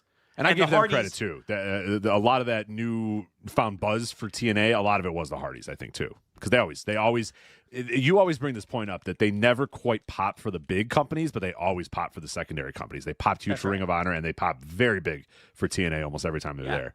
TNA, Ring of Honor. If MLW ever brought them in, they would do, probably move into slightly larger buildings than they're running now. Because I can't say they would sell out, because somehow MLW, somehow they do. Yeah. At least Cicero. Yeah, right. They sell out by putting. I don't know. Did you see that from over the weekend where Brett Lauderdale got a little in his thoughts here because MLW said they put 900 people in the Melrose Ballroom. Yeah. And Brett's like, look, I've run the Melrose Ballroom. Yeah. I've been given the exact capacity I'm allowed to have in that building, and I was told I could not have a person over 750 in that building. So yeah, I'm dubious on the 900. But let me be clear: they sell out Cicero. They sell out Cicero. Right. Everywhere else, it's a little dubious. That's true. But the point is, if the Hardys went there, they'd be running slightly. The Hardys do very well on those secondary levels. So yeah, I mean, Dreamer, he just wasn't well liked. He wasn't popular, and there's a lot of wrestlers in that company and who aren't with that company anymore, who just don't like the guy at all. And I think that this reads to me like Silva taking the opportunity, since they're doing cuts anyway, to not only cut it off his salary, but get rid of someone who I'm sure he understands isn't very popular either. Right. And and I asked you why you watched Dreamer on Busted Open, because the level of emotion he showed and with the words he spoke, I think it's pretty obvious that the mutual decision was probably, it's like when you fire your head coach who's been there for 13 years and you don't want the press release to say that you fired him. So to help him save face, it's a mutual decision, right? I don't get the sense that this was... He was pretty torn up for a guy who decided he wanted to leave. He didn't want to be there. You're right. And even the way he spoke, he didn't talk about not wanting to be there. He just, it's our relationship is over. I had a discussion with them, and me and TNA decided our relationship is over or whatever. Yeah, it was... It's like when you get dumped, you tell your friends that it was a mutual decision. Right. Yeah. We decided it was best for us to break decided, up. Yeah. Right. The reality is she dumped you and you cried all night. And, you're not going to tell your boys that at Buffalo Wild Wings. You know what I mean? But he did cry in front of us at Buffalo Wild Wings in this analogy. So, yeah, look, I'm not making light of it. But the fact is, he wasn't a good booker. He's never been a good booker. And there's, go listen to any of Mike Gilbert's shows. I mean, he talks to people too. And it's like, he talks to more people than me. I mean, a lot of times when I say I talk to people, it's Mike Gilbert that I'm talking to a lot of the time. Like he has contacts. Dreamer just wasn't popular at all and wasn't doing a good job. And he's the reason a lot of people have left the company. So Silva was probably only going to take so much from that standpoint. The question is, where does TNA go from here? Does Hunter Johnston want the big seat? It seems as though his role is more of a bigger picture role. I don't know why you'd want that job. It's the kind of job where you can only fail, in my eyes. I don't think you can succeed in that role. But the big talk is the road dog. Ugh. So I guess that's the next part of our discussion, right? Yeah, for sure. Yeah, and there is some ambiguity on who was the head of creative, because Tommy Dreamer was officially announced as the head of creative in February 2024 when Scott D'Amore left the company, or was, again, it wasn't mutual. That one wasn't mutual. They just said they terminated his contract and they sent him packing or whatever. So that was the end of Scott D'Amore. Tommy Dreamer was inserted as the head of creative in February of 2024. Press releases got sent around and all that sort of stuff. And then there's also a couple of websites reported in early 2025 that Hunter Johnston had been inserted now as the new head of creative. But I asked a couple other people, and basically what I was told was that both these guys essentially worked on the show together, and that ultimately it was usually Tommy that had the final say on what was happening. Like you said, Hunter was more of the big picture, long-term guy, and Tommy was more writing off on the day-to-day television. In the weeds. Yeah. So that, I don't know. So then we go now to the possibility of bringing in Brian James Road Dogg, and it's like, oh, okay. Well, that'll do it. Yeah, that'll certainly turn things around, I'm sure. Now, what's the point other than he's someone who has kind of done that job and he's available? There you go. The end. I mean, that's as far as they think. They think, oh wow, you wrote SmackDown. Whoa, great. We have to have you come in then. It's classic TNA thinking. It's like, oh, okay, not thinking, hey, why do you no longer write SmackDown? Oh, I know, because those shows were horrible, and the fucking tissue soft WWE fan base hated your stuff so much that they complained and bitched and moaned so much, and this company, despite the fact that it's run by a friend of yours, fired you. Like, what does that tell you about that guy's skills? He's the only post-pandemic WWE booker that their fans thought sucked. Yeah. Those fans think about that. Like everything. They like everything. Right. And they thought you sucked. His tenure running SmackDown is considered like the only failure of the company since the pandemic. And that company, like, those fans will just fall in line with anything that company wants. And with this guy, they would argue with him online all the time. He would go on Twitter after SmackDown and argue with fans about how bad his show was. And he would, oh, no, you don't know shit. I've been in this business. Like, that's that level of guy. And they fired it. They even though it's run by, Paul Levesque, one of his longtime friends is in charge. The fact that fan base that loves everything and a company run, largely by his friend, fired him and sent him packing. What does that tell you? And that's the guy you're going to say, oh yeah, here you go. It's just he's done it. He's done the job before, and he did it for WWF, so we got to bring him in. That'd be my guess. Yeah, if they do. And now that's just kind of like, I think it was the quote unquote discussed internally that he would come in. But I mean, it seemed pretty quick that word got out about Road Dogg, and it seems like a very TNA thing to do to fire Dreamer and bring in Road Dogg. Yeah, I mean, can I play devil's advocate? Sure. Do you think maybe there's something there if he's not under the thumb of 47 other people reviewing your work, changing your work? Now, you would have no way of knowing that, but, maybe you interview a Brian James and he's impressive in the interview and he explains that, while SmackDown may not have been the shining light of WWE at the time, you have to understand that a lot of my ideas were overridden, and Levesque is really the one running the show, and he's got 17 bosses, and I've got a bunch of if you put me in control, here's some ideas, and he lays them out. I mean, is there something to be said for that? Is it possible that maybe this guy can do the job, but it's just impossible to do that job with autonomy from where he came from? It's certainly possible. I mean, I don't know that I would have much confidence in bringing in a guy like that, but no, I get it. I mean, I understand when you're TNA, and I think the problem that we have is a lot of these American wrestling promotions, and we saw it with MLW when they were looking for an editor.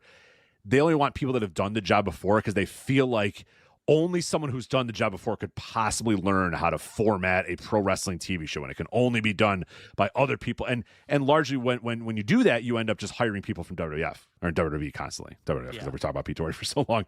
WWE, because there's not many other places that do weekly television like this. And it's just this weird wrestling thing. We hear it a lot in terms of production. Like, I always fight back on this. Everybody always thinks, well, if you're going to hire a production guy to run, like AEW did this, and they just ended up hiring, Kevin Sullivan, who was an ex-TNA, producer, and then eventually when he retired, they hired Mike Mansory because he was, under the learning tree of Kevin Dunn. And I've always said, you can just have you could just teach anybody how to do this job. It's not that hard of a job. Wrestling pretends that it's this like impossible thing that only people that know the business through and through and have only done it before can possibly do it. I mean, you can bring an indie booker in, and I think he can learn how to format a TV show in enough time. I don't think it's that impossible to do. I don't think it's just a Herculean task that can only be done by somebody who's written for WWF before.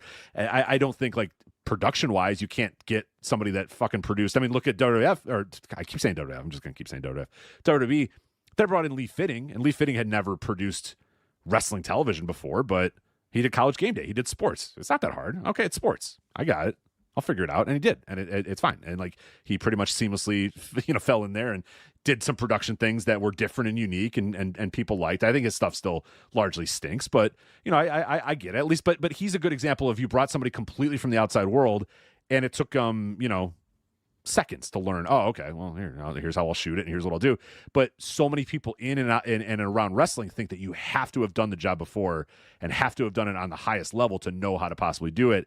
And I think that ultimately, hurts things a little bit. Now, I don't know that I have like a good replacement. I don't know if I know a person that I would say, oh, it's got to be this guy or whatever, but it's just so perfect that it's like, oh, okay, well, this job is opened and this guy is free, so we must absolutely bring this guy in because he's done it before. It's and that yeah, I think that ultimately leads to a lot of the monotony that we see in wrestling today. Is it's the same people doing the same jobs over and over and over and over again in perpetuity. Ultimately, you're replacing a guy who had a bad track record as a booker with another guy that has a bad track record as a booker. An old wrestler with a bad track record as a booker replaced by an old wrestler with a bad track record as a booker. Right. So, and look,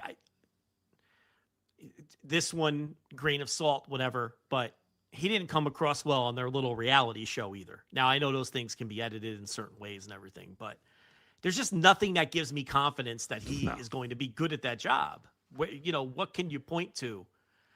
And coming from WWE, and that's the highlight of his resume, because they want to hire these people from WWE because it's the market leader, and they think that they're going to bring the WWE way to their company and instill all of that. And I don't know how much that's worth when TNA is already seen as kind of a dollar store WWE as it is.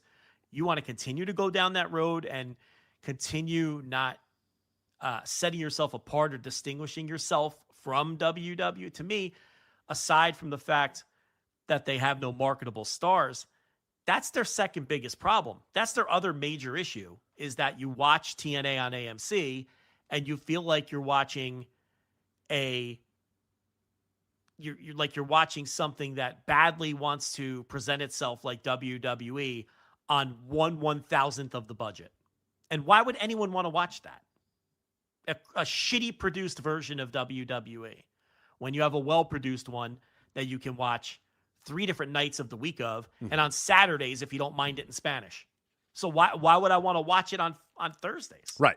Not with even, a horrible not even budget and no mentioning like stars. Evolve, and not even mentioning Main Event. Right. If you really want to get real in the weeds, Tubi, now you're really in the right. You can watch a lot more bullshit WWE if you really need to. Yeah, and that's always been my big gripe when any wrestling company, especially tries to mimic what WWE, like, why would I ever watch you instead of watching WWE? Especially now, WWE is not 2 hours every week. It's not just Monday Night Raw, and it's like, okay, whatever. I mean, it is hours and hours and hours of first-run television. So someone that likes that style of sports entertainment or whatever is being well served. They don't need any more. They are getting plenty of sports entertainment given to them on a weekly basis. So yeah, the idea that, well, let's give them more sports entertainment that's like that, but it's 1/100th of the budget and shittier looking with worse wrestlers, and why would anybody ever choose that? And that's kind of the gambit that TNA is in right now. And they've tried this for a lot of their. There'd be bits and there'd be times where TNA tried to, break free of it, but ultimately someone would come in. Example that we're bringing up, someone would come in, usually from WWF, and say, all right, yeah, here's what you got to do if we're going to compete with WWF. And it's like, well, hold on. Like, why don't we just keep doing what we're doing and being unique and standing out in our own little space? But there's always that uncomfortableness with doing that. And like we talked about with how, we're scared of what CMLL is going to do. With AAA, if it gains any steam, that CMLL is going to not see it as, oh, we should be more authentic Lucha Libre to counteract them, and more, we should be more like them, because that's just how we're 40 years into this now. That's how companies react to it. Okay, well, WWF's winning, so we got to be more like them. WWE is the market leader. We got to be more like them, and that it just never makes any sense to me. But it's never going to change. It's AEW largely does it a lot of times too. They've more and more, as they've hired more and more people from WWE, tend to start moving closer and closer to that. Now, obviously, the in-ring wrestling is night and day and much, much bigger and better in AEW, but there's aspects of AEW that annoy me because it's, it feels like it's just, this is what would work there, so we should do it here. And it's like, okay, well, how are you going to stand out then? But, it is what it is. Yeah. Leo Rush, things of that nature. Oh, God. Right. Leo Rush, things of that nature. The Black Hearts. Well, now we get to the format sheet. Do we? Yeah, I guess we do. An hour and 45 minutes in. It's time to actually hit the format sheet, right? All right. Yeah, let's do it. All right, let's. You want to talk all the quick? breaking news is over? Let's see. Tom Dream, Sammy Callahan, Tessa. Yeah, I think we're there. So, okay. Since we're talking AEW real quick, I just want to go through these very fast, and then we'll get to New Japan here. Forbidden Door, June 28th. So we got another week until Forbidden Door. We have so far on the card is Tekla versus Starlight Kid for the AEW Women's World Title. Kenny Omega versus Zack Sabre Jr. Swerve Strickland versus Will Ospreay in the Owen Hart men's tournament final. Owen Hart women's, we do not know. And there's going to be a steel cage match. The Don Callis family, TBA, I believe. And I haven't watched Dynamite. We're recording this as Dynamite's going on, or we're live as Dynamite's going on. So I don't know if there's any more matches added. These are my notes from before Dynamite. So Don Callis family and MJF versus a mystery conglomeration team and Mark Briscoe. So I don't know necessarily that they're conglomeration guys. I guess it could be anybody, but TBA, a bunch of TBAs in a giant steel cage match. So what I really wanted to touch in on, or hone in on at least, was WrestleTix had an update yesterday regarding attendance for Forbidden Door. So this is June 28th, like we said, just about a week now. Available tickets, 995, so just under 1,000 tickets still available to purchase. Tickets distributed 6,411 for a setup of 7,406. As of their last update 3 days ago, they've moved 273 tickets as well. So I think they're probably going to get to that 7,000 number pretty easily, and I do wonder if they start opening up more seats and see if they can get to 8,000 or whatever. Maybe more matches on the card will get people there, but that's a decent enough number. A decent enough number for Forbidden Door. No, it's going to do a nice gate. Yeah, for sure. Wembley, though. Wembley, All In, London, August 30th. Still plenty of time, but not that much time. Current setup is for 36,130. They have 25,468 out. Still 10,000 tickets available. Since the last update 7 days ago, they've moved 334 tickets. Now, to put this into perspective, All In 2024 in Wembley, 53,922. All In 2023, the promotion announced 81,035. The old turnstile count was 72,265, and here they are right now. With some time to go at 25,468. So we don't even know what's going to be on the show. I would give them some time to get the card together. And look, they sold what. Look, they have stalled basically at that number. They're selling like, I feel like they've been at 25,000 for like 4 months now. But what that tells you is they have a base of 25,000 people that are going to come to these Wembley shows.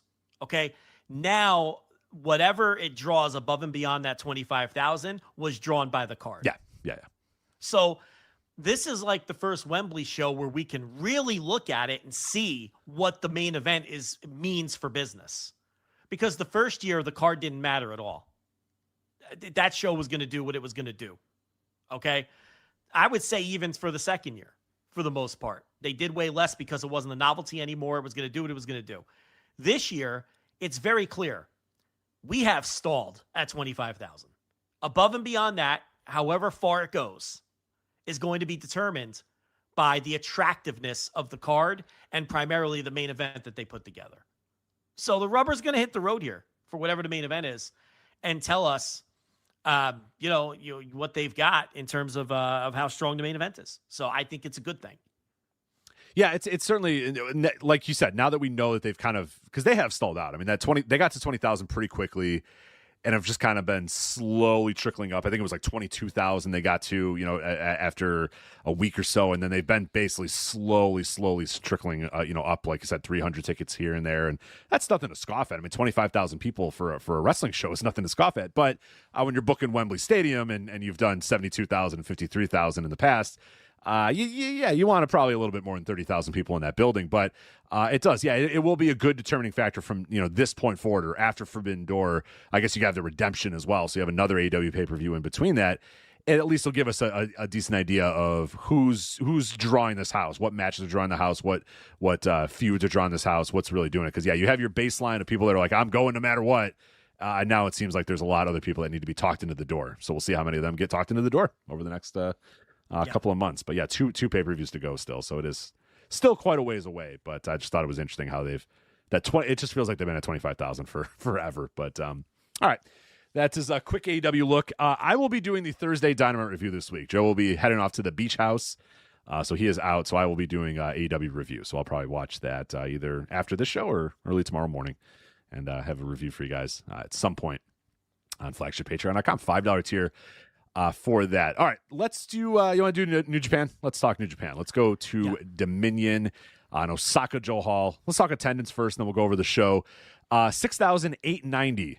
For this year's show. To kind of give you an idea of past shows, last year, 6,525 for Hiroki Goto versus Shingo Takagi, so it beat that number by a little bit. Didn't even come close to 7,254 in 2024. That was the best of the Super Junior finals. Desperado Taiji Ishimori was the main event of that show. 2023. And Moxley Evil. Oh, that's Moxley right. That was Evil. oh my God, I forgot that was the semi-main event. Holy crap, yeah. 7,040 in 2023 for Sonata versus Yota Tsuji. And then 2022 was 6,068 for Jay White and Okada. And I know that was still, we were in like I want to say that was the show. Somebody can correct me. Was that the show where Jay White won the title and then he told the fans to start making noise? Because they still had like noise restrictions, I think, via COVID. I don't know if it's that show.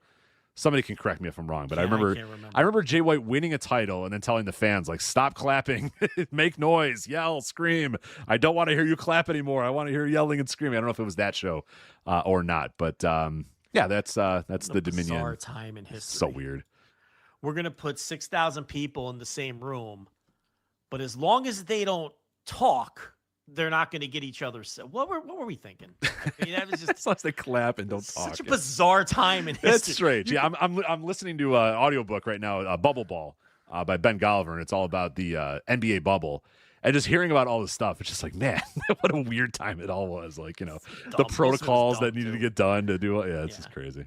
Yeah. I love too when you walk into a business and they still have their 6 feet back stickers at the register.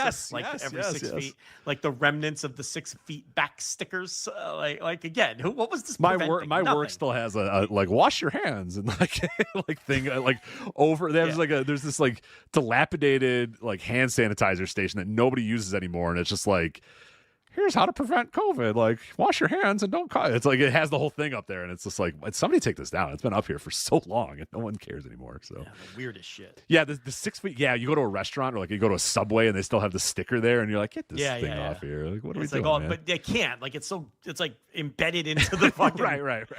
It's been mopped over so many times. It's like it's just part of. There's like a hot dog place by me that still has like, stay safe, everybody. Like, stay home, stay safe. And I'm like, fix your marquee. Like, how have you not updated this marquee in 6 years?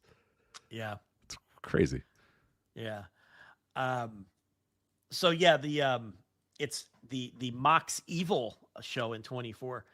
The opener on that show was Tetsuya Naito versus Callum Newman, which was like the start of Callum Newman's big push. Remember, they used Tetsuya Naito to start getting him over.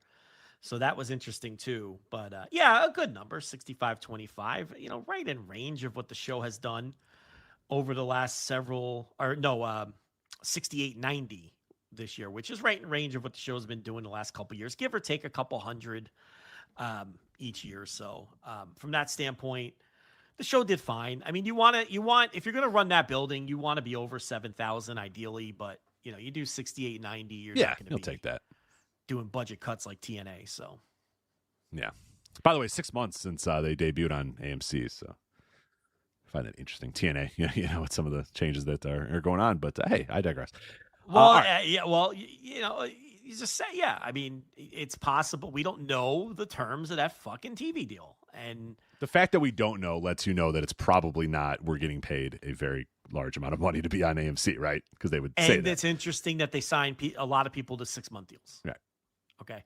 But just to give you perspective, pre-pandemic, the last pre-pandemic Osaka-jo-Hall show, 11,901. Jesus Christ. That was Okada, Chris Jericho with Tetsuya Naito and Kota Ibushi, Will Ospreay, Dragon Lee. Don't stop reading this. It's hurting me. Tomohiro Ishii versus Taichi. Shingo versus Satoshi Kojima. Oh. Second match of the show. John Moxley versus Shota Umino in the opener. The opener. Stop.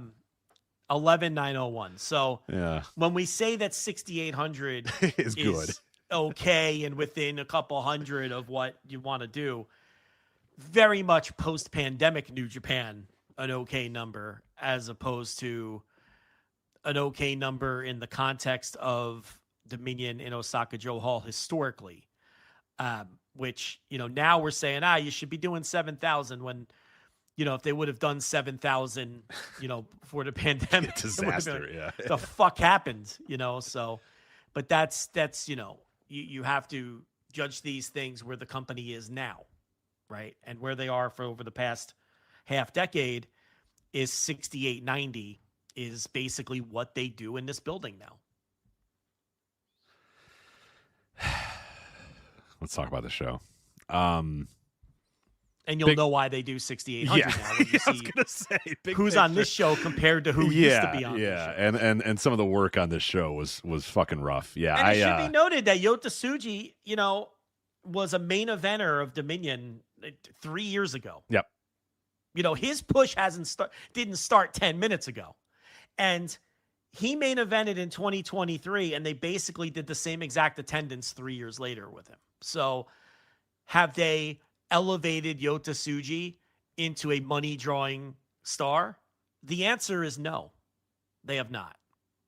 And you could easily argue that he's the biggest success story of his generation, or at least the hardest pushed guy. There's no argument. He's the hardest pushed of that gen. But where's the results? Not there. Yeah. Yeah. It's a rough watch. This was one of those shows that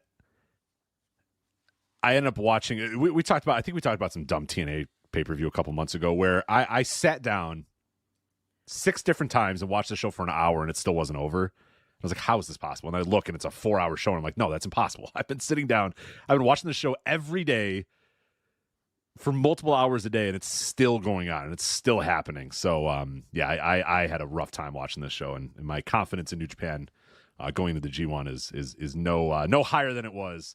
Probably even worse after this show. What would you think, big picture of Dominion? Hold on now. That G1 lineup didn't get you fired up?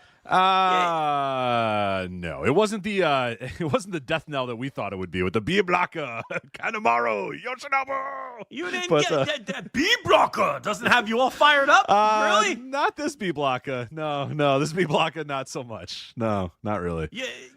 I'm serious. Really, I'm surprised. It looked like a killer lineup that they put out there. Best of the best, yeah.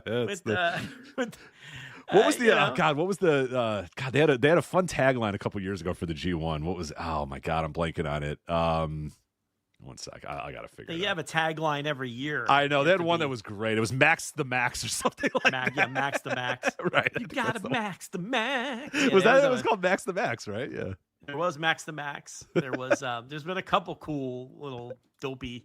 Remember the one year they brought the band out and Charlton buried them? Like yes. Chris. He's like, oh, that was something, and or he said something, some cheeky British, something backhanded, yeah, right, some dry, cheeky British, like, oh my, well, that was impressive or something, like that, where you just bury the shit out of it, yeah, and like his bosses won't understand the English tone of what he said. Right.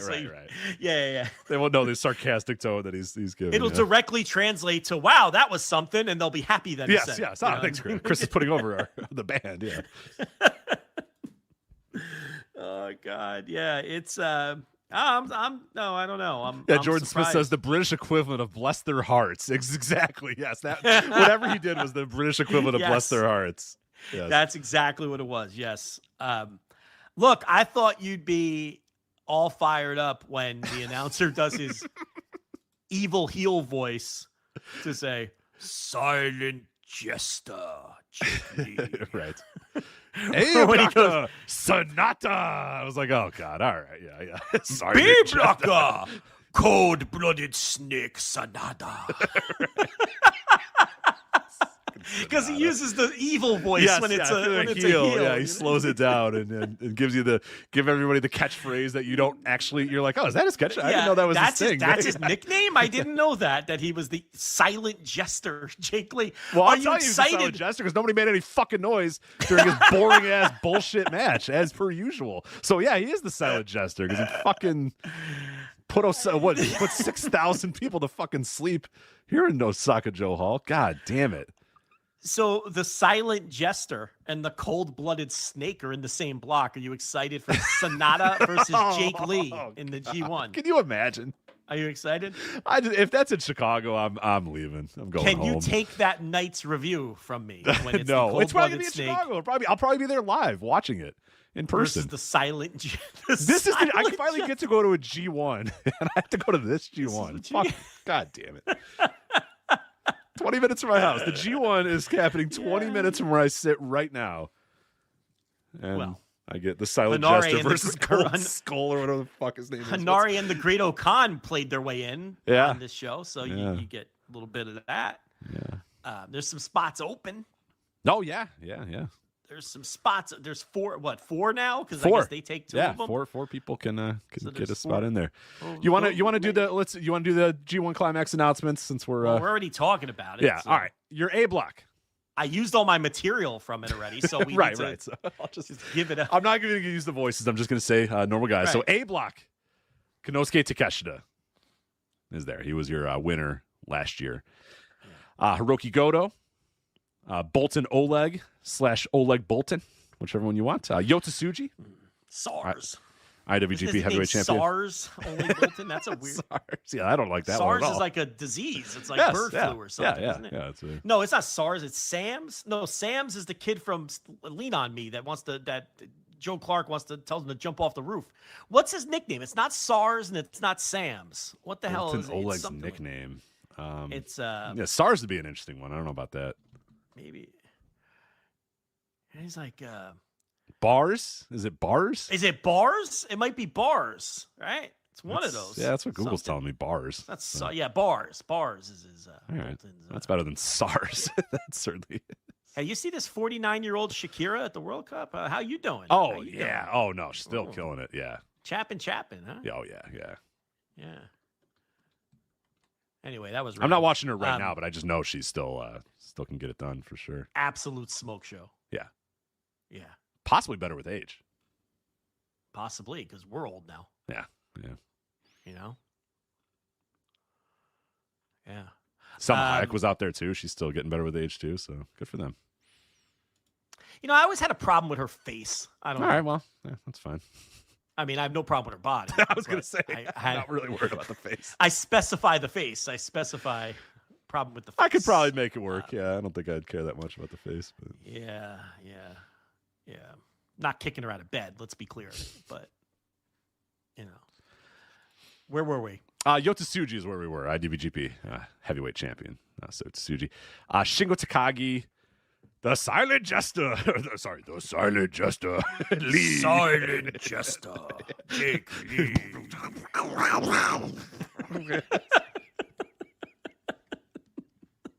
And then fucking Sonata. His 11th consecutive G1. You've lived through 11, or you will live through 11 consecutive Sonata G1 climaxes. Remember when he was gone and that's leaving? Like 99 G1 matches that I've reviewed of Jake Lee. No, Sonata. Oh my God. Yeah, of Jake Lee, of Sonata. Yeah. Yeah. Oh, shit. When you put it that way. Yeah. 11th consecutive Fuck me. G1 for Sonata. God damn it. Great Okan. His 6th consecutive. 6 G1s Great Okan's been in. We also have 2 play-ins here. The winner of Taichi and Yuto Ice will be play-in winner A, and then play-in winner B will be the winner of El Phantasmo or Rohei Oiwa. So I don't know why Oiwa couldn't just be in the G1. Why but I guess isn't Oiwa just in it? we got to have Sonata. Got to have Jake Lee. Yeah, you got to have these guys. So Sonata, huh? yeah. Had to have it. Couldn't just thank your lucky stars he wanted to go away and just keep him. And just not return his calls. Just say, oh, no, I'm Right? sorry. We've moved on. We've moved on. That's like whenever I'd have an employee that I was like trying to find a reason to get rid of, right? And they'd be like, "Oh, I'm going away for the summer," and I'd be like, "Oh, please don't." Yeah. Right? Oh, no. And then when they come back, you just, the positions, business has declined. There's just really not room for you, and then they're gone. That's what you could have done with Sonata. Like, he could have been off your hands. But no. He's back. So that's your A block. Now, I mean, there's Takeshita, Goto, Oleg, Tsuji. Yeah, I'm starting to cool on Tsuji a little bit. Shingo. There's those guys. And then there's... It's just the roster. What we have. Right. They didn't do anything. Yeah. Not yet, at least. Yeah. Not yet, at least. Right. B Blaka. Shota Umino. Your IWGP Global Heavyweight Champion, Shota Umino. Yua Uemura. Ren Narita in his fourth consecutive G1. Cannot wait for every single Ren Narita match. That'll be great. Drilla Maloney, Zack Sabre Jr., Callum Newman, Gabe Kidd, the returning Gabe Kidd, Hanare, and then your play-in winners of either Yota Tsuji or Aaron Wolf, which we're going to get to in a second, and play-in winner D, Oscar versus Yujiro Takahashi. I hope Yujiro Takahashi makes it in. Why not? Right? It's already going to suck. Put the fucking Tokyo Pimp in. Put Huge in. Why not? I got to be honest with you. I have as much interest in Oscar as I do. I was going to say, you might prefer Huge. Yeah, I mean, look, I talked about this with Damon. I wasn't positive Aaron Wolf would be in this thing. Yeah. They're so cautious with him. I don't even know. I assume he wins the play-in, but we shouldn't assume that. Because they're so fucking cautious with everything they do with the guy. Did you see he's working the Blue Justice show and he's teaming with Yuji Nagata and they're like, all right, we're doing something with you. And their opponents are the House of Torture. Yeah. I love it because he's got Yuji Nagata and Josh Barnett as his tag team partners. Yes. I'm like, there you go. Yeah. Those are good friends That's to have. what we need to do. Tell Toru Yano and Master Wato to hit the fucking bricks. Hang out with the Beastmaster and Blue Justice. Right? Those are the dudes to hang out with. Hang out with the guy who thinks he's a Viking and thinks pro wrestling is real. Hang out with him. Yeah, and Yuji Nagata. Those are dudes you hang out with. But then they face the House of Torture. So it's like, forget it. All right, He's fine. still in there with the House of Torture. Yep. Why isn't he wrestling Josh Barnett? Right? Right. Yeah. I know. Yeah, whatever. Or what a great main event for Blue Justice. Yuji Nagata versus Aaron Wolf, his protege. Get in the ring there and scrap it up in a 15-minute match or whatever. No. Boom. No, can't have that. No. Remember Tiger Beat or whatever those shows were called? What were those shows called? The Lions Club? I don't think it was the Lions Club. They were Lions. It definitely wasn't Tiger Beat. It wasn't Tiger Beat either. Lions Break. I think they were called Lions Break, right? Lions Break, maybe? Something like that. I think it was Lions Break, yeah. Where they put the young guys in there with the veterans all the time. Yeah. Yuji Nagata would main event against, Great Okan before he was Great Okan, or, and you'd have Taka Michinoku out there stretching people. You'd have, that's what you need to be doing with it. Just put them in there with people like that. Why? Nope. Yeah, I don't know. We can't have this conversation over and over and over. Cannot be trusted. Yep. Sue Williams says Barnett might put him over.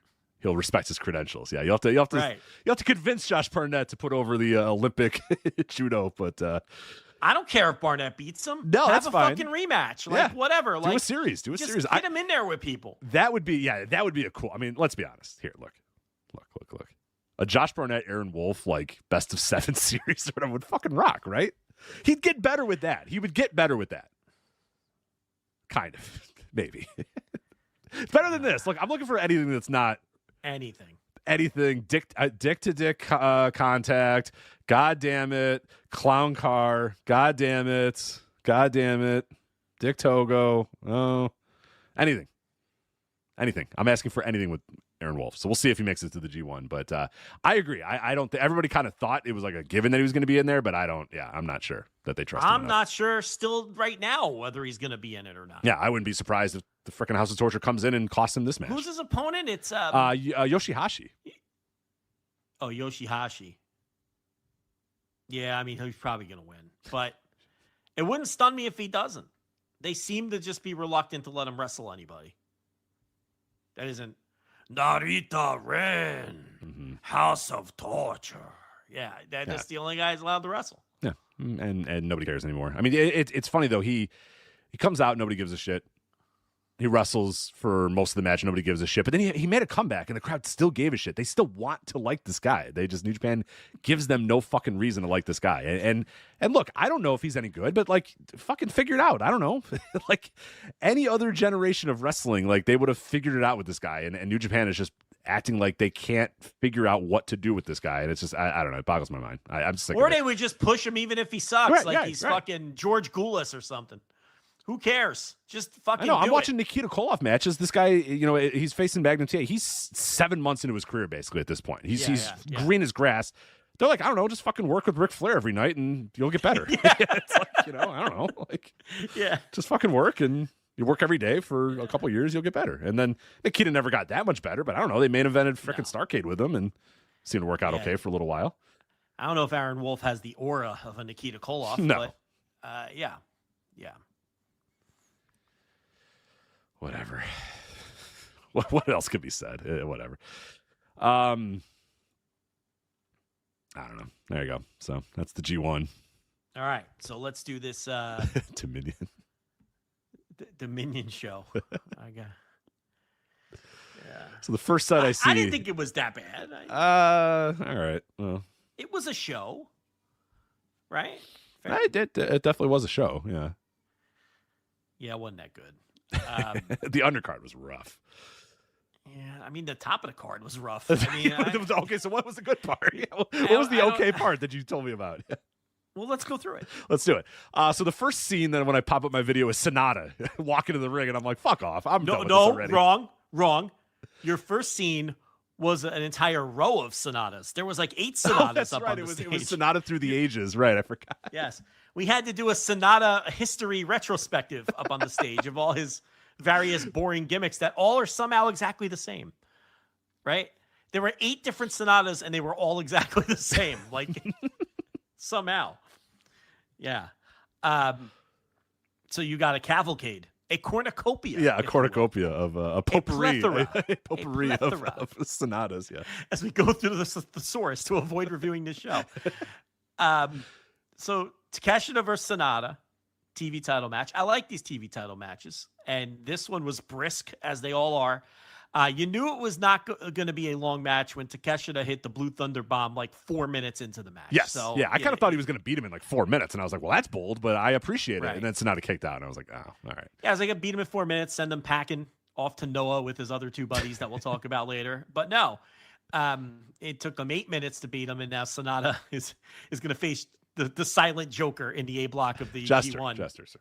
The silent Jester. Put some fucking respect on Jake Lee's name. The silent Jester. Can we just skip to that match? Yeah, well, it's next. It's next. Let's do it. Yeah. So, oh God. What the fuck? Oh my God. What a pile of shit. No disqualification. Jake Lee, El Phantasmo. Yeah. So we're gonna walk and brawl a little, right? We're gonna walk and brawl a little. The finish was just a chef's kiss here, I would say. As Phantasmo is trying to load his boot with a fucking tiny little piece of sheet metal. I don't know. It took so long. I was like, what are you doing, brother? What is happening? So long. Couldn't get his boot off. Then he's got this piece of, I don't even know what it is. It looked like the flash paper that Jerry Lawler uses to throw fireballs at people. Dude, like, brother. Throughout wrestling history, guys would just tap their boot on the ground and it would be, oh, he's loading his boot. And we would just assume, because the announcer on the professional wrestling show told us, well, he's loading his boot. That's what he's doing. Shawn Michaels, the reason he taps his foot before the Sweet Chin music was, quote unquote, he's loading his boot. We have established in wrestling that you don't have to put... Iron Sheik with the curly boot. Right. Like, you don't have to put something in it. He's loading up the boot. Right. You know, the announcers do the work for you.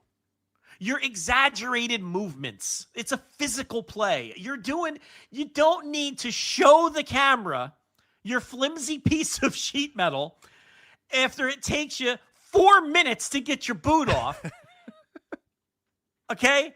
And then meanwhile, Jake Lee, the silent jesters in the corner, like trying to figure out new ways to sell the scoop body slam that he took to set all of this up. And he kept looking back to see, has this fucker got his thing in his boot yet? No, he still doesn't. Okay, well, I'll continue to stagger and stand up and use the ropes and fall down again. It was absurd. Yeah. So we're never going to even do this justice. You have to see it for yourself. He loads the boot. He turns around. And then Jake Lee just immediately puts him in like a front chancery or a can opener, whatever you want to call that, front face lock. And he fucking taps out to absolutely no heat. What the fuck was this finish? I don't know. He loads the boot and then turns around and just falls into a front face lock. And then that's just a submission. Like, it's not even a submission hold. They call that like a can opener in MMA. No one taps to that. It was a front face lock, Rich Craig. Well, when Jake Lee puts it on, he's really obviously with those credentials. What a mess this was. I mean, what a fucking mess this finish was. And no heat. And nothing was happening. Nobody cared before the match, and nobody cared during the match, and nobody cared after it. Yeah. And at the finish, people couldn't understand what, like, with this slow developing fucking piece of sheet metal going in the boot, and then he just gets caught in a non-finisher and taps out. What a fucking mess. And then we got Jake Lee looking in the camera, like giggling and laughing because he's putting over his silent jester routine. He comes to the ring in a clown mask because that's his new thing now, is he wears a clown mask. So the king of sports, everybody. Yep. New Japan Pro Wrestling. Strong style. Strong style. Silent jester front chancery on a guy with a loaded boot. After they crowd brawled for 9 minutes before that. I don't know, man. Yep. I don't know. Not a fun company right now. Nope. Not a fun company right now. Next match wasn't bad, though. Taichi and Yu Uemura defeat TMDK, Rojo Oiwa, and Zack Sabre Jr. So maybe this year we'll do something with Oiwa and Yu Uemura, only if Oiwa can make it into the tournament by winning his qualifier or whatever. But this was fine. This was perfectly okay professional wrestling. But here's the problem. I thought the whole point of this was to set up tag team title challengers, right? That's what we thought. Not what happened. That's not what happened, no. So they just had a match. They just had a wrestling match, yeah. Which is fine by me. I mean, it's New Japan, and they should probably just have a match more often. But, yeah, I thought the winners would come, strutting out to challenge the Knockout Brothers later. But none of that's happened. No. Yeah, all right. So Desperado versus Mystico. This is fun. This was a good match. This is fun. I didn't expect Desperado and Mystico to not have a fun match. I do enjoy that Desperado beat Mystico.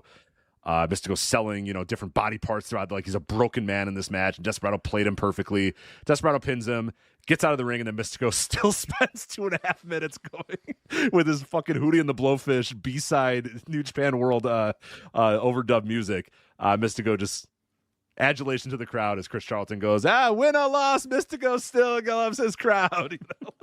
Just another, like, Chris Charlton, get the fuck out of the ring, dude. Like, I love it. He loses and still just, Desperado's in the fucking dressing room, changed already, and Mystico's still in the ring bowing and clapping to the crowd, and I love you, I love you, I love you. I love it. Also, Mystico tapped to, like, the fucking stretch muffler, whatever fucking Mexican name El Desperado gives it, or whatever. Yeah. La Guitarra Angelina, or whatever the fuck he calls his moves. So he taps to that submission.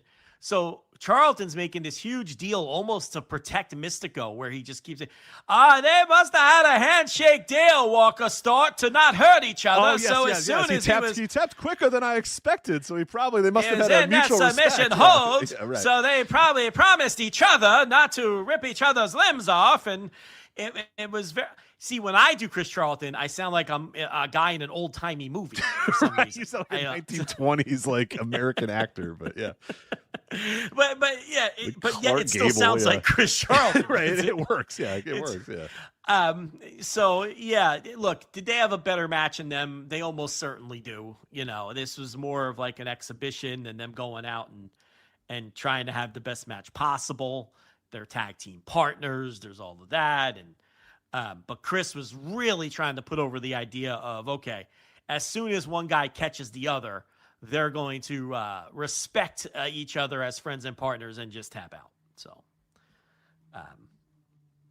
I don't know. That could be the American or the English-speaking announcers doing their own storytelling, which wouldn't be the first time in New Japan, since they're not given much or any guidance. But it's also a very it had a kind of a lucha style finish too, where you get locked into submission and it's like, oh, there's no point fighting it. I'm done. Yeah, it's over. Like, I'm not gonna get my arm broken or hurt here. I'm just gonna tap. Like, America, we're so used to somebody gets put in a submission hold and it's this long, grueling. I got to get to the ropes. I got to get to the ropes. Your nails into the mat. Yeah. And in Mexico, a lot of times it's like, fuck. I mean, Mystico's made an entire career about, boom, boom, you're done, and I got you in that arm lock, and you're done. And it's just like, all right, well, fucking, I'm done. You tap out. You don't fight it. Yeah. You just live to fight another day, basically. So, yeah. Never open weight title.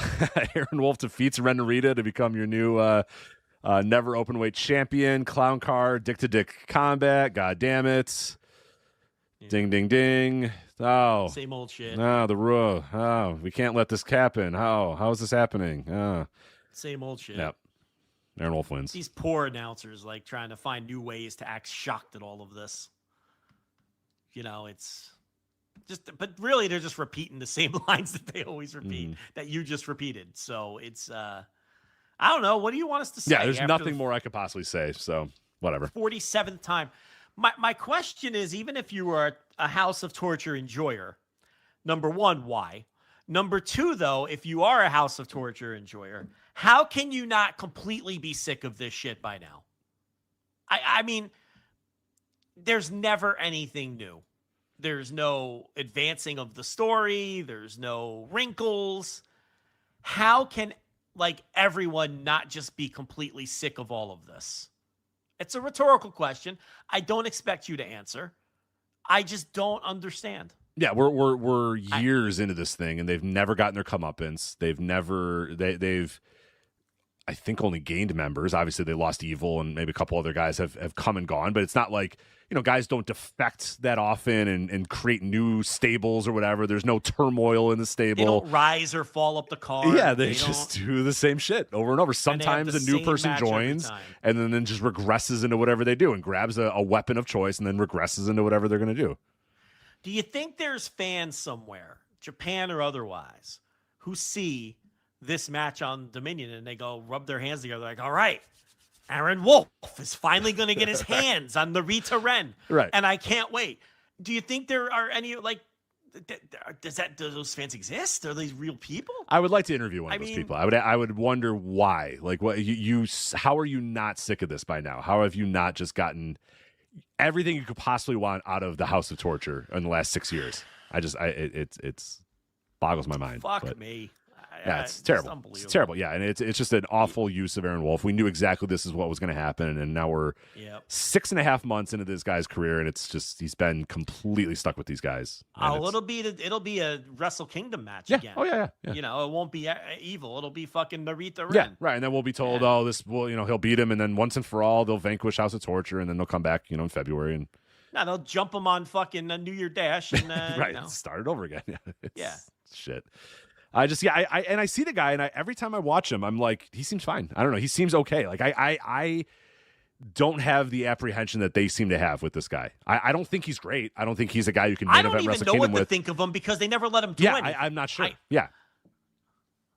He seems competent enough. I mean, just to creatively bankrupt promotion. It's very sad. Yeah. When you read that Dominion card from 2019 or whatever, it made me very, very, very sad where we've gone. Banger after banger. Yeah, God. All bright green ratings on the cage. yeah. A lot of orange on this show here. There's one red. Yeah. Jake Lee and El Phantasmo was bright red, and the rest was a lot of orange and then light green. Light green for the main event. Just these passable that doo-doo cocky brown that your baby leaves in the diaper. That color. And the main event that people felt bad about, so they're like 7.12 or whatever. It's like, it's not that good, but you can say that if you want. United Empire, Great O'Connor and Hinare versus the Knockout Brothers. Joe, people are starting to catch on to your thing about the Knockout Brothers, that every match of theirs, 10 minutes in, just turns into a tornado match where just guys are just all over the place and there's no rhyme or reason to it. People are catching on. I've seen a couple people say, wait a minute. Oh, okay. Joe might be onto something. So get ready. Maybe buy a new pair of shoes for that victory lap you might be taking pretty soon. But I don't know. I mean, I didn't really mind this one. This was fine. I mean, Great O'Con's effort levels these days are rough, man. He is. He's a lot like Show, similar to Show's effort levels, where they're both kind of like, you know what the fuck's the point? I don't have to really try. It's not going to matter. I don't have to bump. Why would I bump? Like they're just. Yeah, he learned. He learned the Togi Makabe school of tag team wrestling. It's fuck, man. I'm good. You want to bump, brother? You bump. I'll be over here. So. Show got put in the house of torture, and he just flipped the switch off, and he has never turned it back on. Yeah, got fat. Got slow, got bad. When he was a good wrestler, he was a good wrestler for a while. Then I don't know. He was a really good wrestler. Yeah. But Shock Arrow, fucking Power Jr. But he just, he's hitting on Stardom wrestlers and just taking it easy in the ring. I mean, that's what he's about. Not a bad life. And, not a bad life. Yeah. But Great O'Con and Hinari are new IWGP Tag Team Champions, so they defeated the Knockout Brothers. I mean, look, you just feel a little early. I mean, this is not a company with a lot of hot acts. And I would have kept them. I guess you wanted to. I'm assuming maybe both men are going to be in the G1, so maybe you want to clear that a little bit. But I wouldn't really worry about that. I think they're an act that has some buzz to them. I'm not sure that Great O'Con and Hinari have that much buzz.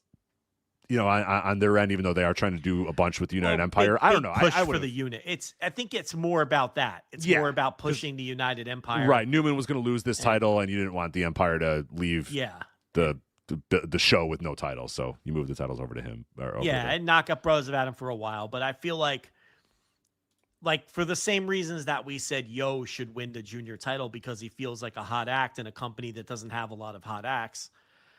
I feel like the Knockout Brothers are a hot act, and you might not want to fuck around with that, but ultimately it probably won't mean anything. They could win the titles back quickly. They could, maybe this is some long-term booking. Maybe they're setting up the Knockout Brothers for a big-time World Tag League run where they have to redeem themselves and win a block and win a match to probably exactly what they're doing. Yeah, then at Wrestle Kingdom, we got a rematch. Yeah. Yeah, so maybe maybe that's the idea, but I don't. I was gonna say they didn't feel as hot as they usually do on this show, but nothing. Really this hot. Yeah, this and Dominion used to be such a red hot crowd, and I was watching the show, and there's just nobody's making any noise this entire show, and it's like none of these acts are over. None of these people are stars. Nobody cares about the results of any of these matches. It's rough. It is a rough watch. It hit me here more than ever because Dominion used to be like one of those really like hallmark shows and used to be those. Oh my God, I'm sure if I watched that 2019 Dominion that you just talked about, I'm sure that crowd is just coming unglued the entire night. And it's like these guys had to work. Just could get nothing out of this crowd the entire night because they just don't. Nobody's over. I mean, it just tells you nobody is over. Nobody's over. That's really what it is. And it's they've. Yeah, I don't know. I'm just gonna start repeating the same points. Let's just move on. There was one guy that was over. Fortunately for him, IWGP Global Heavyweight Title 3-way match: Shota Umino, Andrade, and Drilla Maloney. So we thought, okay, Andrade's in this match, and it's a 3-way. So AEW doesn't want Andrade to take a pinfall, so they're gonna have Shota pin Drilla or Drilla pin Shota. Nope, Shota just pinned Andrade. Drilla didn't factor into the result at all, which was very interesting. But what was interesting as this match developed is this crowd basically decided as the match was going on, you know what? Fuck Shota Umino. This guy stinks. We don't like this guy.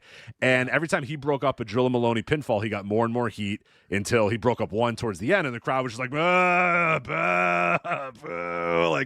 And this crowd just wanted Drilla Maloney to win this fucking match. And then Shota beat Andrade. So we're 4 years into. Maybe people will like Shota Umino this year, and it's not happening yet. But I thought that Charlton said that this was Shota Umino's 19th shot at an IWGP title. Probably. And I thought that didn't sound right to me. So I did a simple search of IWGP on Cage Match under his name, and I think he said it was his 9th shot at an IWGP, which sounds more So he's had 3 world title shots already, and obviously lost them all.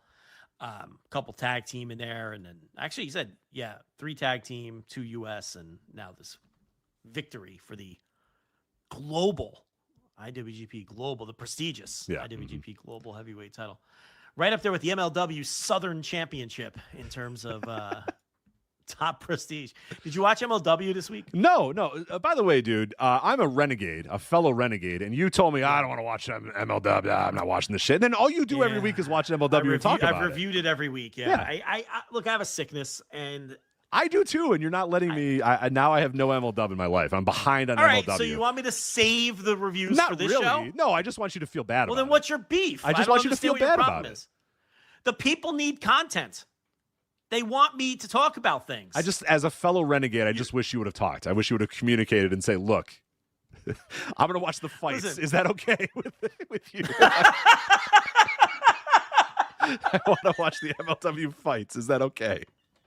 I'm going to watch the fights.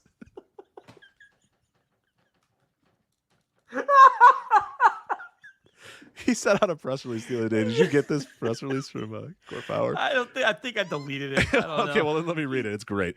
All right, let me see. It's from Core Power to me, by the way. I don't think directly. I think I'm just on their list. All right, you ready for this? Yeah, I'm ready. Hey, MLW Nation. We're part of MLW Nation too. We're Renegades. Yeah. We're part of MLW Nation. I just wanted to take a minute and say thank you. The past few weeks have been something special. This past weekend, we had 3 sold-out events. New York City, Philadelphia again. Every night was packed.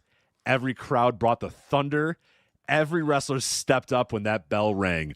All gas, no brakes. That's because of you. The response to the new season of MLW Fusion has been incredible. The excitement, the feedback, the insane energy in the venues and online, it all reminds us why we work as hard as we do. Whether you're in the arena, watching MLW Fusion on YouTube, tuning in on Veeps or BN Sports, posting clips, telling your friends, or simply riding with us week after week, thank you. You showed up. And around here, that means something.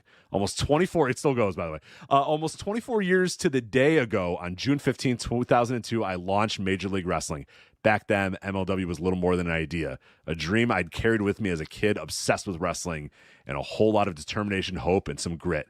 Truth be told, if you had told me then that one day we'd be on a historic sellout streak, broadcasting around the world, partnering with organizations like New Japan Pro Wrestling, CMLL, and Stardom, and preparing to launch MLW Fusion on New Japan World, I probably would have laughed and gotten right back to work. But here we are, and we got here together because of the MLW Nation, because of a locker room full of wrestlers willing to leave it all out there every time they walk that walk, because of a hardworking, dedicated crew and front office that never quits, and because of fans who have stuck with us through every high, every setback, and every mile of the journey. You've taken this thing further than I ever dreamed it could go, but I can promise you this, we're not slowing down. Not now. We've got more big matches to make. Still going. More cities to visit. More opportunities to earn your support. Like the Communist Manifesto. What is this? More memories, rivalries, and title fights to create. The road ahead is exciting, and we're just starting to cook. Thank you for believing in MLW. Thank you for supporting our roster. Thank you for supporting our league. Most of all, thank you for giving us the opportunity to do what we love. And always, thank you for choosing MLW. Thank you for choosing violence. See you at the fights. Signed, Core Power. The fights. Oh, God. That is... Listen, at least that one doesn't sound like it was AI, at least. There's some tells. You got in there, couple long dashes? A couple long dashes. There's certain tells. There's certain tells. Yeah, I think it was Court's words, and I think he maybe threw it into a little... Well, hey, ChatGPT, clean this email up for me. Yeah, hey, Gemini, clean this up. Right. Oh, man. Where were we? Oh, Shota won, and everybody booed. So, yeah. And then after... Why'd I ask you if you watched MLW? Oh, because they had another continuity error. because you were talking about the prestigious Southern title. The Southern title, the prestigious Southern title. Okay, so they're starting a new title. I didn't know they were doing that. Okay, so so that was their big announcement. So they had Matthew Justice versus Josh Bishop, and Dombrowski kept talking about how this is the kind of Southern style violence that we're going to see with this new. And I'm like, what's he talking about? And then after the match, Josh Bishop was doing the belt gesture across his waist. Okay. And then, but it was confusing because Dombrowski's like, he wants that new gold, right? And then the very following segment was, we got breaking news from the desk. And then they were like, we're rolling out a new Southern Championship. Yeah, it's like, we know. You just told us. Yeah. Like, well, we vaguely know because you vaguely referenced it in the previous match. They should have put the announcement before the match. The big match that was all focused on who's who's two gonna, guys that want the belt, right? But they right, didn't. They fucked up the continuity again. Third week in a row, they've had a continuity error when they've had like 6 months to edit these fucking shows. And by the way, when they rolled out this Southern title, the video package showed various wrestlers holding title belts. You would think that they would have pictures of wrestlers holding like the Memphis Southern, the U.S. Southern title. Yeah. AWA Southern Heavyweight title, yeah. No. We had Dusty Rhodes holding the NWA World's title for some reason. We had the Midnight Express holding like the U.S. Tag Team titles. Eddie Gilbert holding some belt, which may have been the Southern belt. That may have been the only one. He may have. Yeah, he may have had it at some point. And so I don't know. It was strange. It was bizarre. Yeah, I would think you'd get like some Tommy Rich out there, some Jerry Lawler. A Southern title, but they didn't opt for that. No, I don't they just opted for Southern adjacent wrestlers that wrestled in the South. I'll tell you what, Big Mouth. I'll tell you what. Are you upset that I'm reviewing the fights? Well, I'm gone this weekend. And MLW will be on 6:05 this Saturday. So Veeps. I'll be watching on Veeps. Yep. Okay. All yours, buddy. I think the people expect it since I've done it every week now, right? So there you go. You just talked yourself into some work. I just worked myself into a shoot, brother. Yes, you did. HH. Yeah. I'm just a jabroni mark after that one. So yeah, who cares about Shota Umino? Yeah, he wins the title. Oh, sorry, Gabe Kidd then made his surprise Gabe Kidd return. Angle. Yeah, came out, beat up Shota Umino. Told Joe Maloney, don't listen to these fans. They're fickle assholes. Fuck them. So the interesting thing was Drilla didn't know what to make of this. Yes, he was conflicted.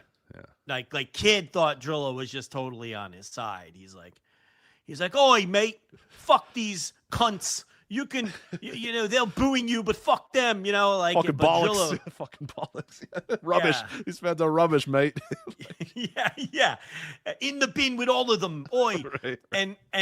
But Maloney was like, he didn't know what to think of all of this. So I think they're setting up Maloney and Gabe Kidd at some point. Yeah, so. I did like that Gabe Kidd called Shota Umino fat and then took his shirt off and said, "This is what a champion looks like, mate."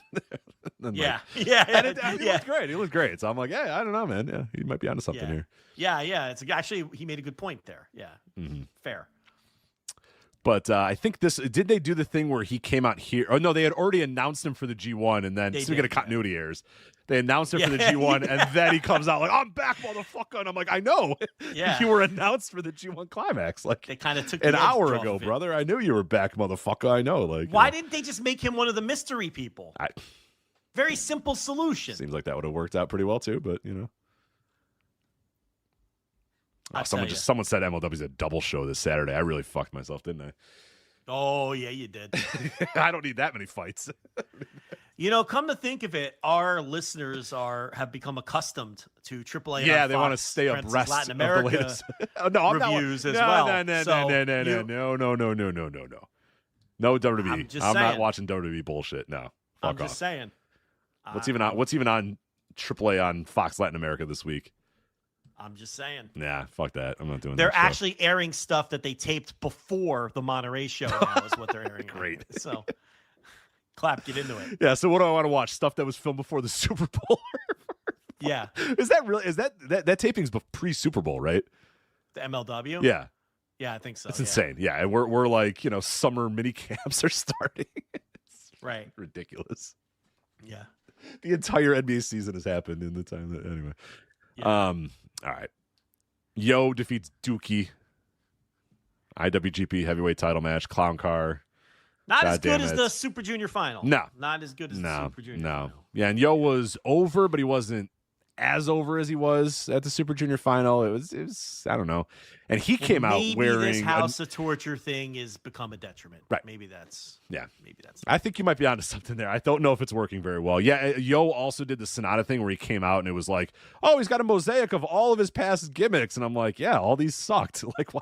It's like the Sonata thing. Like, don't remind me of how much you've sucked for the last 10 years. Oh yeah, he used to wear Ziploc bags on his gear. Great, thank you for reminding me of that. Right? Yeah, it doesn't. It's not a. It's a bug, not a feature. When you remind me of how bad you've been for 10 years, but. This was okay-ish, but now Yo's your champion, and it's like, yeah, he's over. And I guess, well, this is the match you had. You had some of the New Japan guys come out to even the odds with the House of Torture, including Hiroshi Tana. Prez got in there and tried to even the odds too. So I guess you have that going for you. But and then you had the 4 guys at the end: Akira, Wato, Sho, and Fujita. Oh, that was very awkward. That did not get pulled off very well. Well, Yo is apparently the booker now because he said, no, you guys are going to have a 4-way match and determine my number 1 contender. Well, why do you decide that? I'm so sick of this shit in wrestling. Why is he booking that match? Yeah, the championship committee should decide. In New Japan, of all places, this guy's just out here booking a match. I'm telling you, it's just, they all follow the leader. Yep. It's so fucking annoying. Why is he booking a match? And, you don't even, a lot of people are probably going, I didn't even think about that. Because it's just so commonplace now. Mm-hmm. You just come out and you book, the wrestlers book the show. They just book everything. Yeah. And Tony Khan thinks he's slick. Okay? Tony, I see you. See, Tony, they do the same shit in AEW. Like a wrestler will come out and book a match. But then they'll have say, in the next Tony segment, will say, oh, Tony Shibata, I just heard from Tony Shibata that he's made it official. Yeah. I just heard from Tony Khan. It is official. No. That's just a cheap workaround of the same fucking lazy bullshit is what it is. Just like when the ops are in the back walking around and Samoa Joe goes, hey, yo, Shibata, you got that camera on your shoulder, okay? That's just the lazy way to say we don't do invisible cameras. Oh, it's Shibata with the camera, right? No, you're doing an invisible camera. Something you said you wouldn't do. It's the same thing. See, Tony Khan thinks he's slick, but I'm too savvy for this. I see what Tony's doing. His company's just as lazy. Anyway, Yo booked a 4-way number 1 contender match, and everyone get excited about that. Yeah, so after the match, Yo got laid out. Like Master Wato slides in the ring and grabs the title and looks at it or whatever, and it's like, oh, I want this title that he had just won. And then, like you said, Kosei Fujita comes out and he's like, no, I want that title. And then Francesco Akira comes out and he's like, well, I want that title. And it's like, all right, cool. Let me book a 4-way. There is a fun thing that they've been doing, and I don't know if you've been noticing this, but every time Sho tries to attack Yo just absolutely murks him with minimal effort. Yes. I find it very funny. That is good.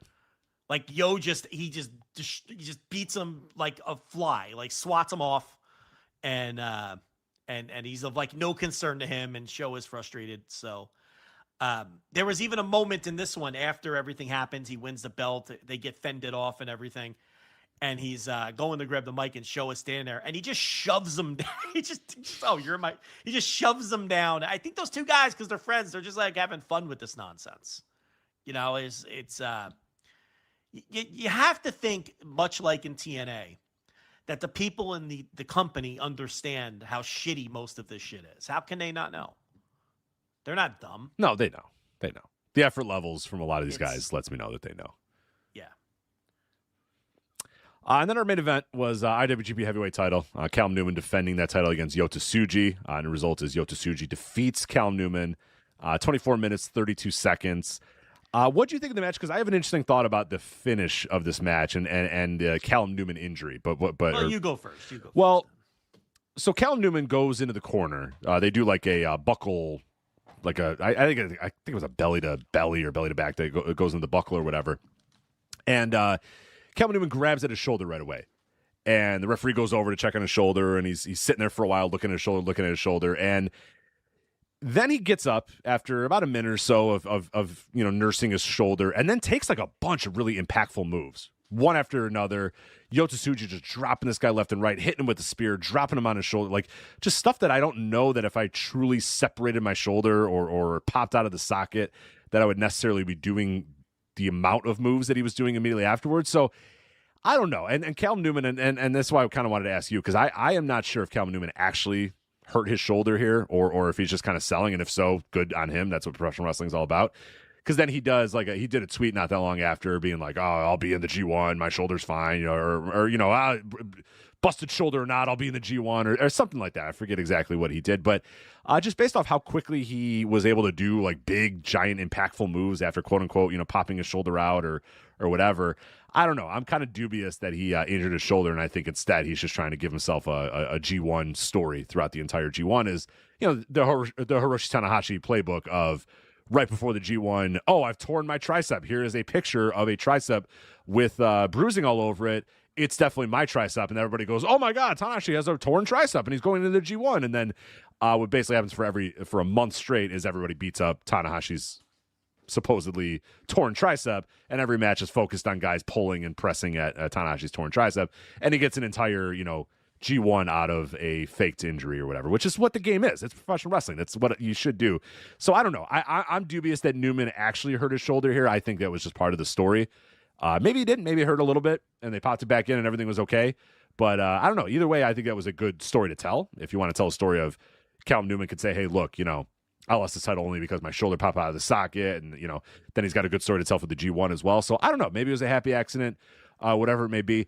I thought this match, though, my overall thoughts on it, though, little too slow to develop throughout the match. It felt like a lot of this match was two guys waiting around, setting up a big spot, doing that big spot, waiting around, setting up another big spot, doing that big spot, waiting around. Like they would just do a bunch of these things where Yota Tsuji would dive into the crowd and they would lay for a while, they would get up, and then they would get back in the ring, and then Calvin Newman would set up like a apron move, and he was going to throw this guy off the apron or whatever. And just too many things felt like it wasn't in the flow of like an actual wrestling match or a fight or anything like that. It just felt like spot, and Tsuji can do a lot of this, and it's one of my big criticisms with Yota Tsuji right now. A lot of his stuff doesn't feel very natural, and it feels very much like, okay, I'm setting up for the next big spot that I do. And he does incredible stuff, and he does really good, those big spots are really good, but so much of it feels like it's just taking so long to set up, and so just, okay, here is my next big thing that I do, and okay, now I did that, now here's my next big thing that I do. Just nothing feels that natural with him right now. So I'm a little down on Yota Tsuji's big matches here in New Japan. I thought Newman was okay, but ultimately I was kind of disappointed by this match. I had high hopes, and I thought just fine. Yeah, same. I mean, I agree with a lot of what you said. The match didn't really feel like it had any kind of specific flow to it, or it was just I don't want to say a sequence of spots, but a sequence of sections of match just put together. I don't know. I was never engrossed with what they were doing or the story that they were telling in this I don't know. They did what you said they would do last week, which was put the title back on Tsuji after establishing Newman as a guy. And now with all the shoulder stuff that you addressed, I mean, it looks like he's going to work the G1. So, whether it's a work, whether it's a blend of work and kayfabe, it doesn't really matter. Yeah, I don't care. All of his matches are going to be built around the shoulder now. Yeah, which is good stuff. That's fine. Yeah, that's how wrestling should be. It's good. Focus. Good pro wrestling. Yeah. So, I don't know. I'm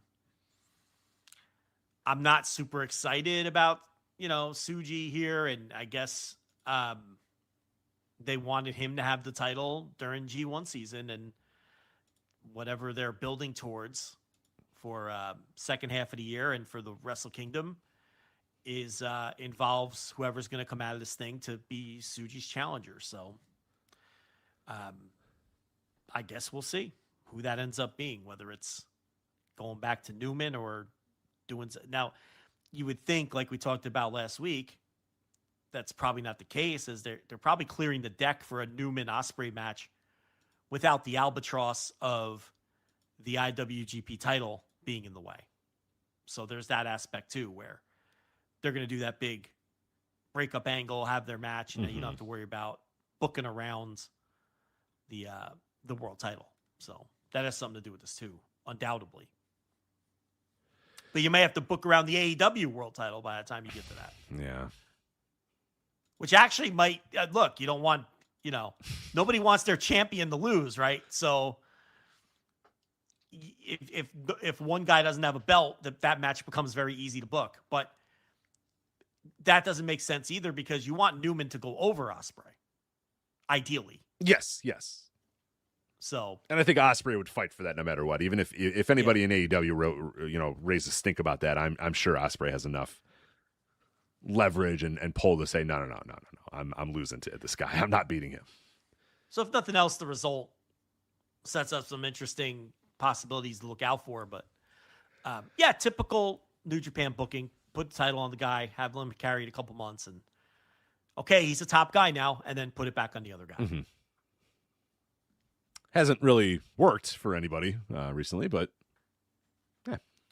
It's just booking rhythms and patterns right. that Nobody's over, but establish. But sure, keep doing that if you want. And it's something that they do, and they did it here. Yeah. That's New Japan Dominion. So I would guess that our review 7 years ago was probably a little bit more excited. Yeah, we were probably a little bit more enthusiastic. I'd have to run the tape on that one, but I'd imagine a little higher on the run. Now, to be fair, it was number one on the run sheet until after you put out the run sheet. Exactly. Yes. I did not expect the Duke of Dorchester or TNA to completely change their booking. But there you go. So that is New Japan. July 11th, G1 starts. So we got about a month now until G1 starts at the Now Arena, Hoffman Estates. I'll be there. I know Damon will be there as well. Several people from the website will be there. A lot of listeners as well. So hopefully we're treated to a good show. That's all I can hope for. But before that, July 11th, Joe, we did it. I'm guessing. I have a feeling I know who ran this up the poll. But who knows? July 7th, Tiger Mask 4's retirement show in Korakuen Hall. We got it. Tiger Mask versus the Dynamite Kid, Tommy Billington. Well, that absolute coward Tony Khan wouldn't book it. Yeah, so despite all of our DMs. So now he loses out on it. So good for him. That's right. So he's facing Tommy Billington on his retirement show, is what you're telling me? He's doing 2 exhibition matches. They're so close to doing the thing I said. Oh, God, they're so close to doing the thing I said. So I'm guessing this is because of Chris Charlton. So thank you, Chris, if it is. But exhibition match, Tiger Mask 4 versus Dynamite Kid Tommy Billington in exhibition. And then he's doing double duty on his retirement show. Black Tiger, the Rocky Romero version of Black Tiger versus Tiger Mask in an exhibition match. Now, what I posed a couple weeks ago, Chris, if you're listening, again, run this up the poll if you want. I don't know how many matches Tiger Mask really wants to do on this night, but I think you finally have Dynamite Kid beat Tiger Mask, right? Mm-hmm. Finally beats him in an exhibition match. Black Tiger versus Tiger Mask. Rocky's being a big shit bag the whole time. The other Black Tiger shows up. Now, in the preview for this match, they did say that Magnus has taken over the Black Tiger role. That's right. But Tiger Mask 4 has a lot of beef with Rocky Romero over the years, so they're going to bring the Rocky back in this version. So, okay. But they mentioned Magnus, so that's it. You fly Magnus over there. Rocky's putting the boots to him. Magnus comes out, and he's putting the boots to him. Dynamite Kid saves him, and you have Tiger Mask and Dynamite Kid versus the Black Tigers. And Tiger Mask wins. Goes out on his shield. Well, he would go out on his shield if he would lose, but I'd say, you know what, fuck that. No, he wins. Let him win the match, right? Yeah, and the lasting image, Tiger Mask and the lineage of Tiger Mask and Dynamite Kid standing tall together. Standing over the fallen Black Tigers. I love it. I love it. Before Dragon Dia just becomes the gimmick. Right. Then Tiger Mask 5 appears. It's Dragon Dia, yeah. Yep. So, I mean, that would be great. That's why we belong in a room. We come up with great ideas like that. But this is good, too. Whoever did this. We got it. We got it. I mean, we've been fighting for this for 2 years now, looking at the clock and counting down when it was all going to be over. Maybe Tony knew that, or maybe Tony tried to do this and they told him, no, and I don't know what kind of accent that was. And maybe he knew they were eventually going to book this. Tony didn't. Too much credit? Yeah, too much credit. You've called Tony many times. Like, what did you call him? A Fugazi? I think you've called him a Fugazi, like smart. Like Fugazi sicko. Yeah, I think Fugazi sicko. Yeah. I think you've called it a couple times. Yeah, my feelings come and go. I think but I think this was a little too sick for him. And well, we get Black Heart, Leo Rush, and Orange Cassidy whooping it up on Dynamite every week. We get that though. We do get that. All right, but we can't get Tiger. Well, hey, you know what? I don't care. We can't complain anymore because we're getting it. That's right. We're getting it. We're getting it. So we're getting it. And Tiger Mask doesn't have to get on a plane to do it, which is his favorite thing to do too. Is just not have to go anywhere to do it. So hopefully it'll be fun. I'm glad. I'm happy for Tommy Billington. I'm happy for Tommy Billington getting that booking. So yeah, it's. I'm glad the match is happening. And you know what? I think the universe corrected itself when it didn't happen in Game Changer Wrestling. Yeah. Oh, no, it was Jersey Championship Wrestling. Remember at the frickin' Jersey J Cup? Yeah. When it didn't happen in a Game Changer Wrestling sub-brand. Yes. Right. That's right.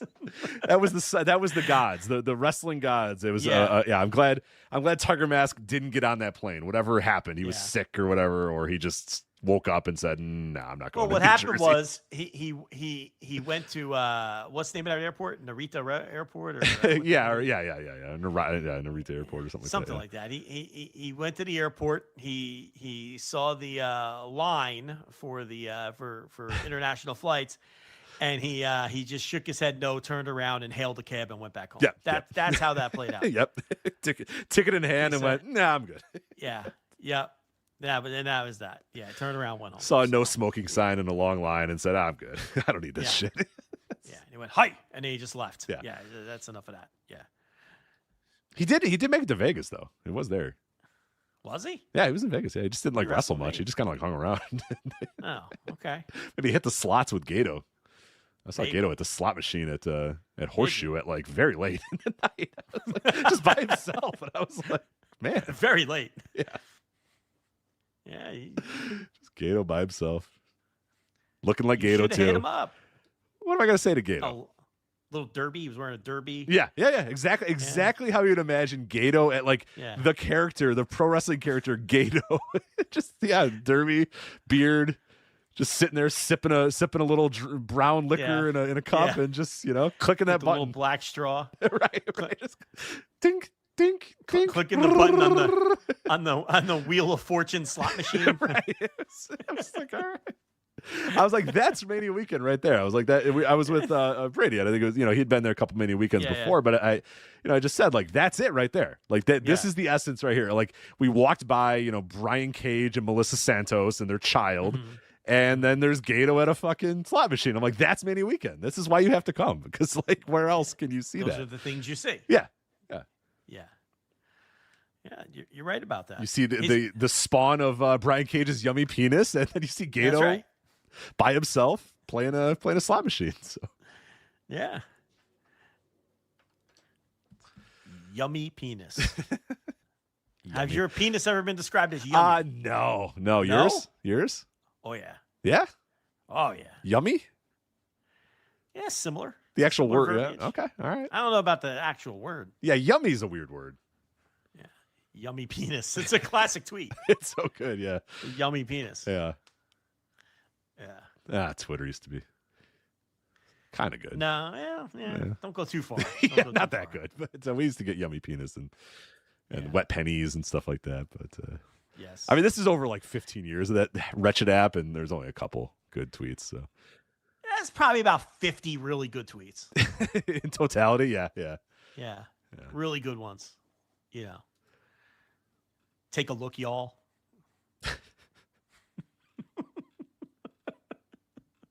All right, so let's talk about this All Japan show that's happening actually in a couple hours here. All Japan Super Power Series. I guess I'm going to be. Are you back? Are we doing a flagship next week? Of course. Okay, you're back. Yeah. So you'll be watching this. Listen, you didn't want me to do this show, and I thought that was ridiculous. That's ridiculous. I'm gonna do this show. I forget that you have children that don't want to. Well, I guess any children doesn't. When I go travel and say we were leaving on Thursday, that would mean at 2 a.m. we're getting up and we're leaving or whatever. But you have kids that are fuck that. We're gonna wake up at 10 a.m. and then we'll leave at noon or whatever.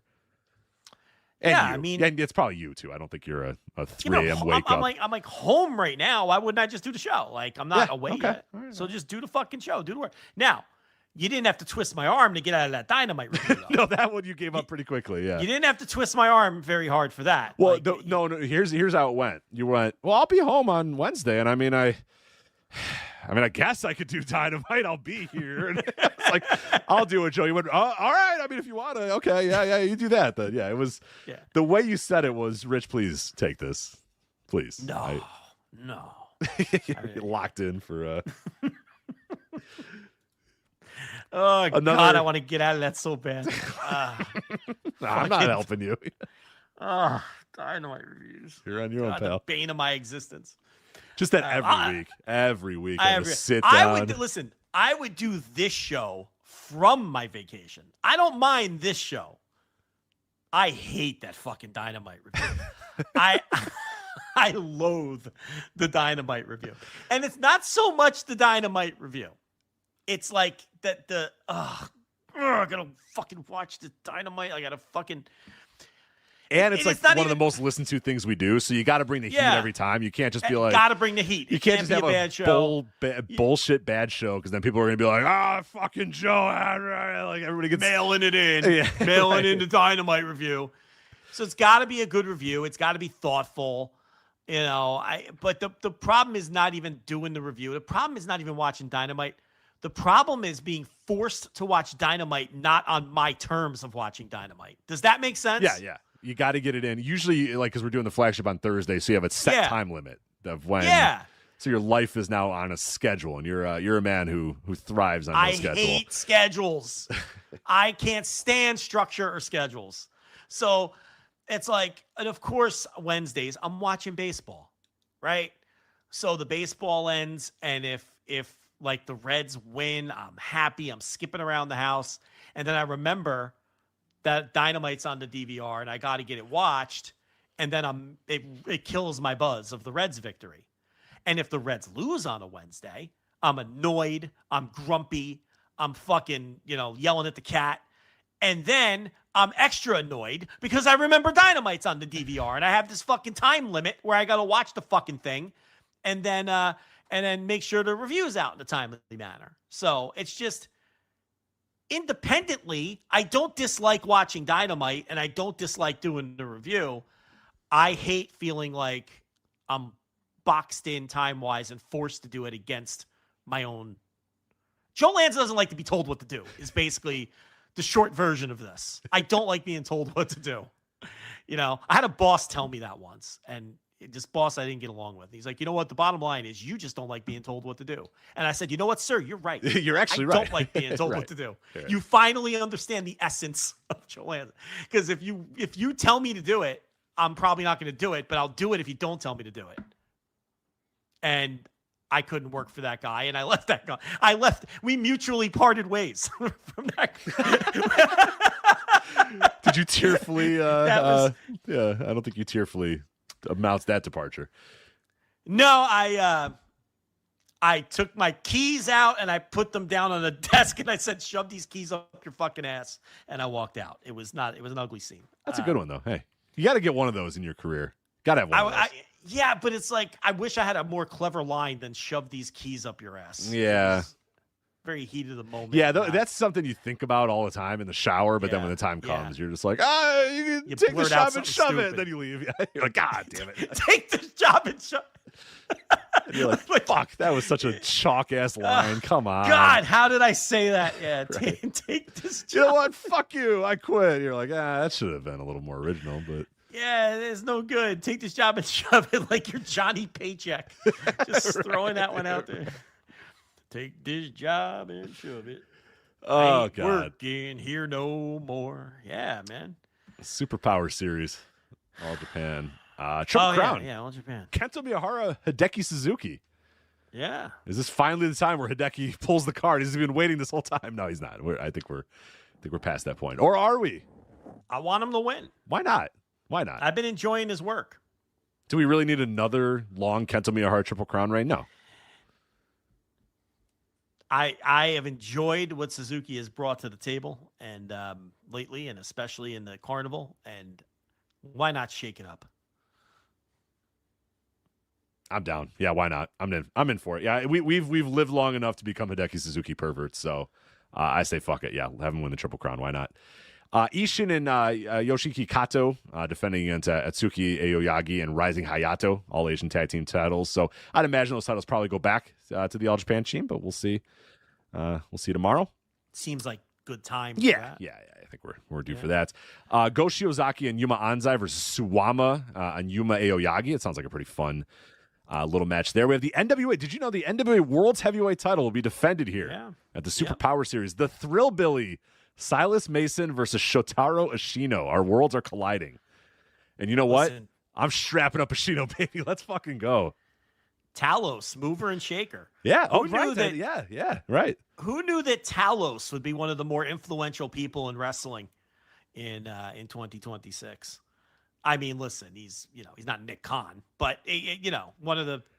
Is it fair to say one of the 25, there's levels 25 to this. most influential? Yeah. I mean, he's moving, 50, he's shaking, he's getting things done, getting people booked places. Yeah, I mean, international deals, wheeling and dealing, NWA World Title on an All Japan show, winning the Crockett Cup. So, it's a fun little wrinkle and something new for All Japan. Yeah, so it's a great. I cannot wait to watch Silas Mason versus Shotaro Ashino for the NWA World Heavyweight title. It rocks.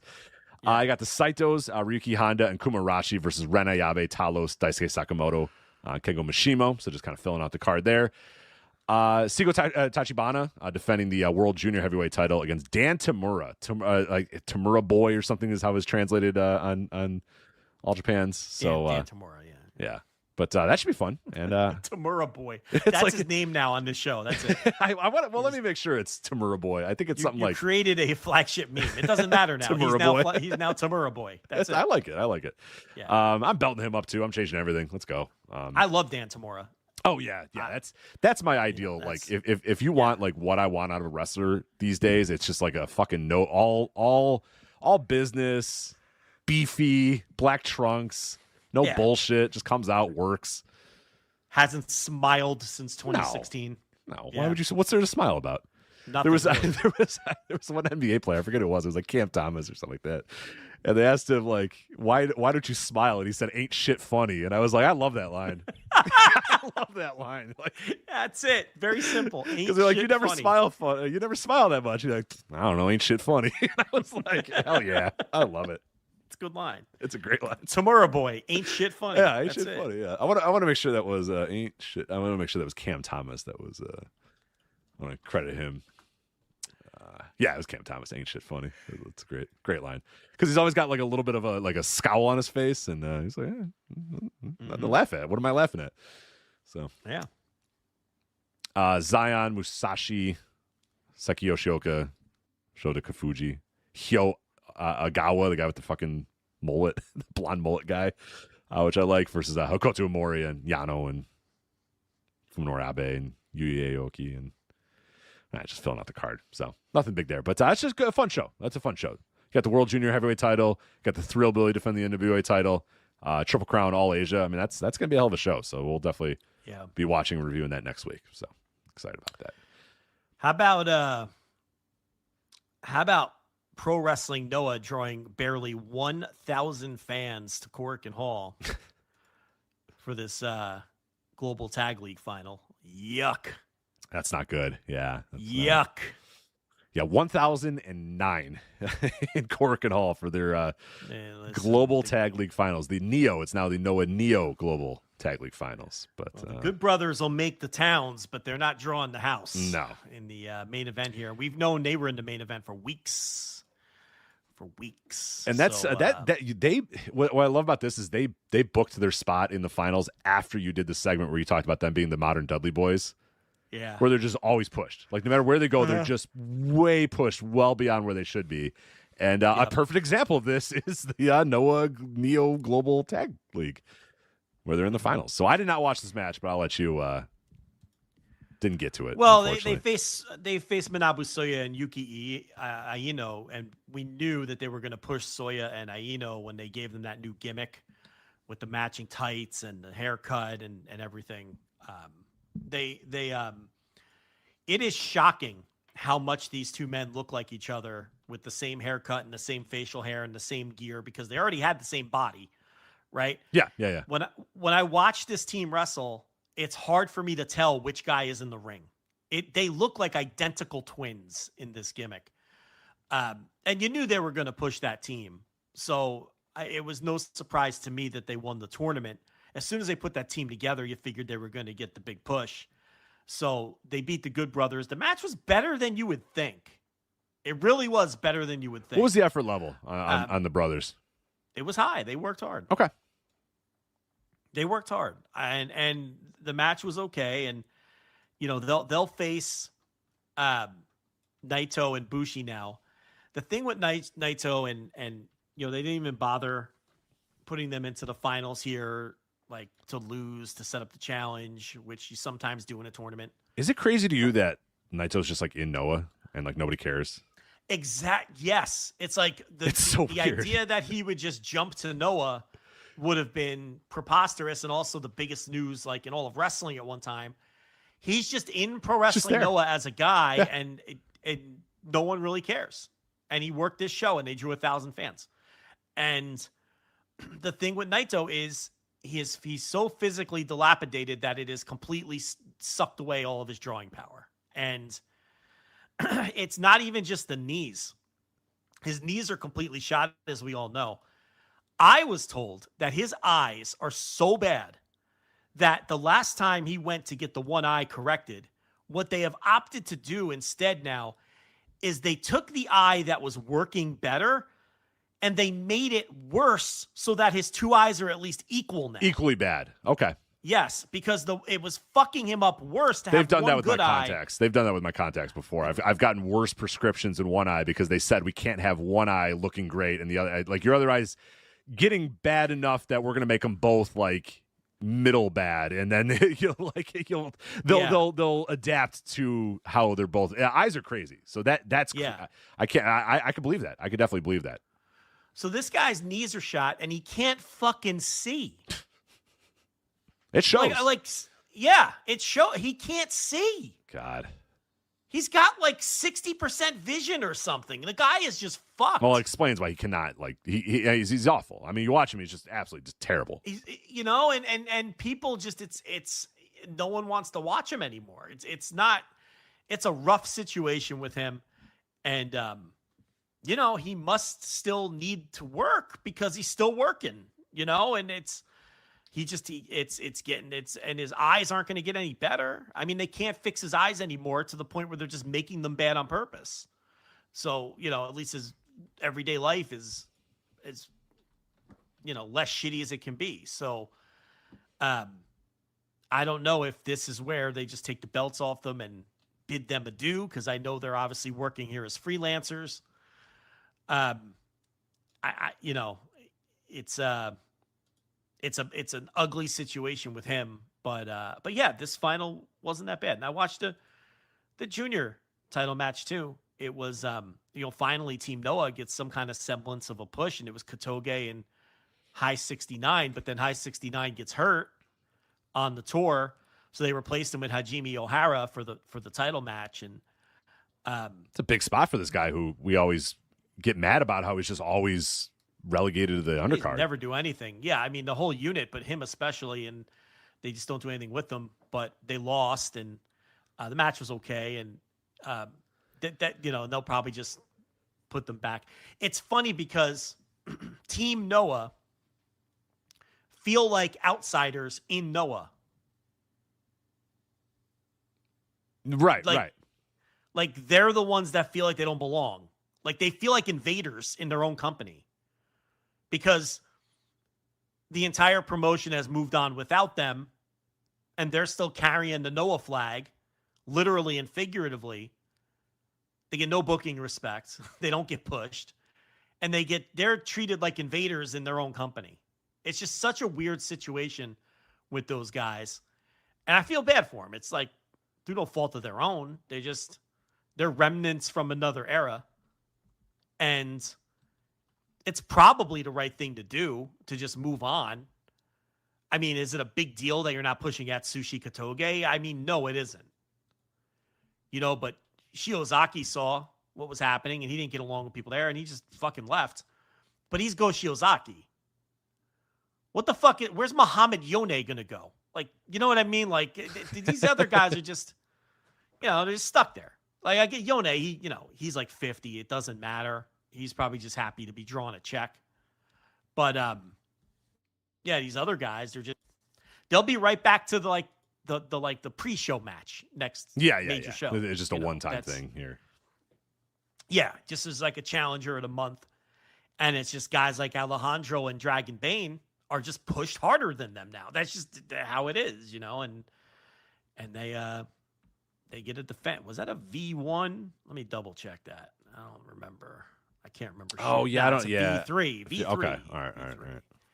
Yeah, they beat the Lycos guys in Nagoya, and they beat Kai Fujimura and Tarasuke in Korakuen Hall. Oh, I remember that one.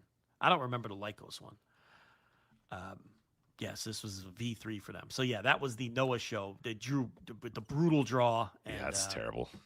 It's a terrible draw for them. Especially, Ozawa, last year and a half ago, that guy was just, we called him the king of Korakuen for a while. And it's just like, without him, man, he's there. But, Noah, well-deserved because Noah's kind of been shitty. So, not surprised, but.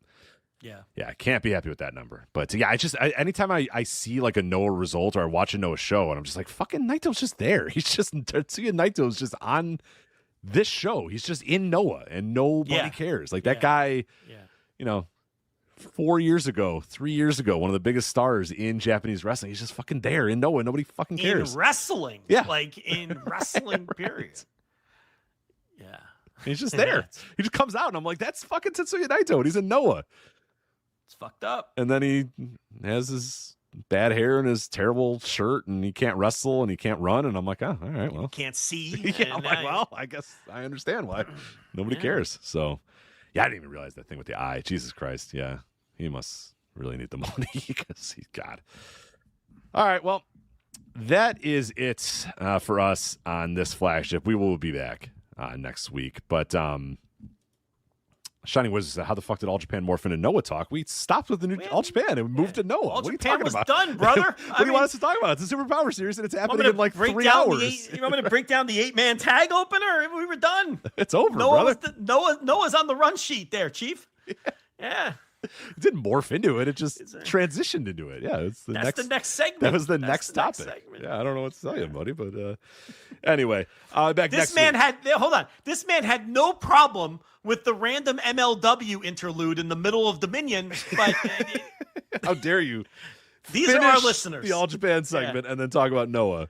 These are our listeners. Yeah, that's there are people. There are people. Yeah. For better, for worse. Usually for the better. I love our people. But anyway, flagship usually for the better. No one buries the listeners more than their own listeners. Usually for the better, he says. I usually enjoy these people. I can't say always for the better. FlagshipPatreon.com for all of our bonus content, written stuff, audio shows. Like I said, that Nikita Magnum TA show will be out pretty soon. Your Thursday Dynamite review, I will figure out a fun and interesting way to do a Thursday Dynamite review. That'll be up as well. You have Flagship Pluses, plenty of things up there for you right now at FlagshipPatreon.com, so go check that out and subscribe. We have a trial tier, $1 trial tier, a free tier, a $5 tier, and a $10 tier that unlocks everything we've ever done over there at FlagshipPatreon.com. VoicesOfWrestling.com for previews, reviews, and columns, and VoicesOfWrestling.com/Discord to make sure you join in on the conversation on our Discord. Plenty of channels talking everything in the world of wrestling and sports. It's been a blast to see the World Cup talk there. It's just been filled. I mean, just every day people are just talking World Cup and the sports channels and stuff. So we cover basically if it's anything to talk, anything, the video games, music, wrestling, sports, it's all covered there at Discord, and people are talking about it. So voiceswrestling.com. Politics and religion too. Everything. Yeah, those no. Oh, no politics and religion. No. Oh, okay. That's the one place on the internet where you don't have to talk about politics or religion. I've really been looking for a place to break down politics, right? Because I have some takes on this Iran war, and I want to talk about it with people somewhere. So yeah, and I can't. I'm like the John Travolta gif. I can't find a place to talk about these things. But you're telling me I can't do that at the Voices of Wrestling Discord either? No, Okay. no, not there. You can go literally anywhere else on the internet and do that, but not here. Not here. Okay. Not at Voice of Wrestling Conference Discord. And shockingly, everyone gets along great. It's amazing how that works. It's, we have a pretty. There's never any nastiness. Everyone just gets along. Yeah. You know, there's a method to the madness when it comes to all that. Method to the madness. Definitely. VoiceOfWrestling.com/Discord for all that. So that is it for us. That is Joe. I'm Rich. Talk to you guys next time. Take care. Bye. Hello, do you like New Japan Pro Wrestling? Are you a Shin Nihon freak? If so, check out the Super J-Cast with Joel and Damon on the Voices of Wrestling Podcast Network. And even if you fucking hate New Japan Pro Wrestling, listen to the Super J-Cast anyway. Not just for our great show reviews, analysis, and pastrami sandwiches, but there's also usually some dick jokes somewhere in the obligatory opening 30 minutes of absolute nonsense we chat about every single week. That's the Super J-Cast for all the best talk about New Japan Pro Wrestling, crisps, and pornography.